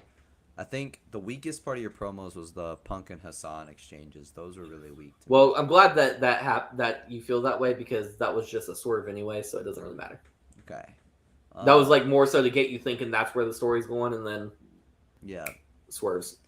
So I'm gonna give this a 3.75. Okay. And $3 that's the match. 75 cents is the builds. I like how you guys give me the breakdown of whenever you think something's bad. You're like, yeah, you got all this for this, but that over there didn't get anything good. So the match. I don't have a number yet. I do kind of feel like for some of the spots you did, you should have had like cause not Charlie Haas. Gregory Helms was getting hit with like shit off the fucking top of the pod like multiple times and never got pinned. So like this is also there's multiple people in the match. Well, yeah, but you're not really breaking up pins in the Elimination Chamber. I mean, that does happen, and also they're just fighting. So like, they see another guy stand, they just start fighting that guy. Yeah. It's also like he's not out here just. Hold on, I'll tell you how long the match was. Keep going with your story, or what? Not your story, but your analysis. Yeah. I do agree that the build was kind of. It wasn't the best. It wasn't terrible. There were some like high points. The Mr. Wonderful stuff was kind of funny. And then I do agree the Hassan and Punk stuff was the weakest part. I actually think the wrong person won. I think Hassan should have won. I think you should have built because I feel like he lost a lot like leading up to Hassan. Not necessarily lost, but he didn't lose at all. I guess it felt like he felt like not as strong. He was losing the exchanges on the mic. Yeah, he felt like he could have been stronger. Even if he wasn't winning, losing matches per se, he just didn't feel like as strong of a presence, especially since he's the one with the faction. So I'm gonna give you a 3.75. Okay. I also agree that the build wasn't that strong. The match, in my opinion, was the high point of all this. I just gave you a 3.5. Okay. I don't know. Like I was sitting there thinking, like, what if Shelton Benjamin won? Because I assumed Muhammad Hassan was going to win. I just kind of assumed that. So that was a nice little twist. So I did like that, but I don't know. It didn't feel like, even though Shelton Benjamin won, it didn't have me hype as what I thought it would be. Maybe I don't know. It didn't feel centered around him. Yeah, it just kind of felt like it felt like you were doing us like a kind of like a fan service, like, hey, hey, I know you guys wanted him to win, but I just don't feel like he's the champion. I really doesn't feel that way. Even though he's won, it doesn't feel like he's the champion. Don't remember any of his promos in that exchange. I remember Scott Hall's, I remember Gregory Helms, I remember Hassan's, Orndorff's, and Punk's. I can't remember. Okay. And this is just random, but in the promo exchanges, I feel like he had the least presence by a lot. Okay, yeah, that's fair. Yeah, maybe if he was okay, this is the underdog. If we kind of felt like he was the underdog, it would feel that, what I'm saying, then it would be like that. Yeah, it feels random. It doesn't feel like, I will say that this isn't like an excuse. This is more so just like an explanation for what I was thinking. When I first came into this, I wasn't planning to just do the spots, so I kind of mapped out my whole match, and the the rally behind Shelton Benjamin was supposed to be throughout the match, but since I was just doing spots, I didn't convey that story the way I would normally. So I got to figure out how to do that with just spots, because otherwise, I would have been way focused on Shelton Benjamin being like he's rallying for the win all throughout the match, and you kind of root for him throughout he builds throughout the match more so than throughout the story, because we all know that Shelton Benjamin's speaking is not his strongest suit. You know what I mean? Like, but I would say you gave him a manager, but you gave him a manager who doesn't really talk either. That's not the character I want for him, but I get what you're saying. Like, if you were, I understand it's not the character you want for him, but if you're gonna, he did come off the weakest out of anybody of all the promos. He does come off like the weakest, and it just wasn't memorable. Also, the fact that the way Gangrel lost the title, like I get what you're doing there. Like injuries happen, even though they hate but they copy. Shayna Baszler. You did it. No. You did it to get out of getting bad reviews. No, you did. You did it. You did too. No, I didn't. I told you guys before we started this that I was having that happen, and then we added an extra pay-per-view. So I was like, oh, I guess I'm presenting Gangrel as heavyweight champion. Because this pay-per-view was supposed to be my actual start. This is where I originally planned on starting. They hate, but they copy. Just like the crucifix. You haven't graded me yet, have you? Who, me? Yeah, did you grade me? No, I did. I gave you. Yeah. Everybody graded you. I gave you 3.5. They gave you 3.7. You ran Punk AJ in the qualifiers. I see a lot of CBW inspiration in this. It wasn't a qualifier. It was just a match. Well, you still ran it. They hate, but they copy. You copied Ring of Honor then. That's crazy. You copied me. That's worse. What? I copied Ring of Honor. I didn't even remember that you did that. Also, like, kind of the backtrack to the tag match. One thing I wrote down was I didn't like that you had them lose the week before as a tag team before they won the tag titles. Oh, I mean, it happens all the time in wrestling. I didn't like it. Being honest. Somebody got to win and somebody got to lose. So you just don't have them have a match. You said that very Mike-like. He did. He said, no. I hate this. Why? Because I do. Mike rates like a Chad. Damone, I'm realizing more and more that, like, I have a lot of examples of this in my head that Damone doesn't like wrestling. Like, I do like wrestling. Like wrestling logic, he gets mad at that every time. Things that happen every single week in wrestling, he's just like, no, I refuse to accept this. No, that's not true. John, finish us up. All right. Well, that's been Book It for this week. We're gonna move in a circle with our 3 general managers. Where they will give you their links to their social media where you can follow them, starting with Primetime Travis T right above me. They're called plugs, John. Plug my ass and shut the fuck up. OrganicLiving.com. Hey, I had that popsicle earlier. Follow me on all social media at I am Travis T. That's at IAMTRAVVYT on Twitter, TikTok, Instagram, and OnlyFans. You have to actually make an OnlyFans now. You know that, right? Why do you sound excited for that? He did. Wait. He wants a free sub. Switch me. What the fuck are y'all doing? I'm waiting for who he's gonna pick to go next. The Kenny. bad guy. Okay. Well, I'm sorry, I was over here mathing. If you want to see more of me, go to Bad Guy Spoken on social medias. Sorry, Chico just swiped his tail on my foot just now. It was random. Yeah, Chico's the bad dog that barks. Bad dog that barked. It's my boy right there. But yeah, I'm on all social medias at Bad Guy Spoken on all social medias, and check my podcast on YouTube's. Also, Bad Guy Spoken podcast. You can check out Unbiased, the football podcast, there as well. You can find the Jukebox, which is the album review show. We have Bad Guy Versus, our a tournament video game show, and check out the food shows on there as well. Local Food Friday, Food Truck Friday. Sometimes we try, we don't, so you don't have to. Everything's on there, so go check that out. And then D Money to wrap us up. What you got for us?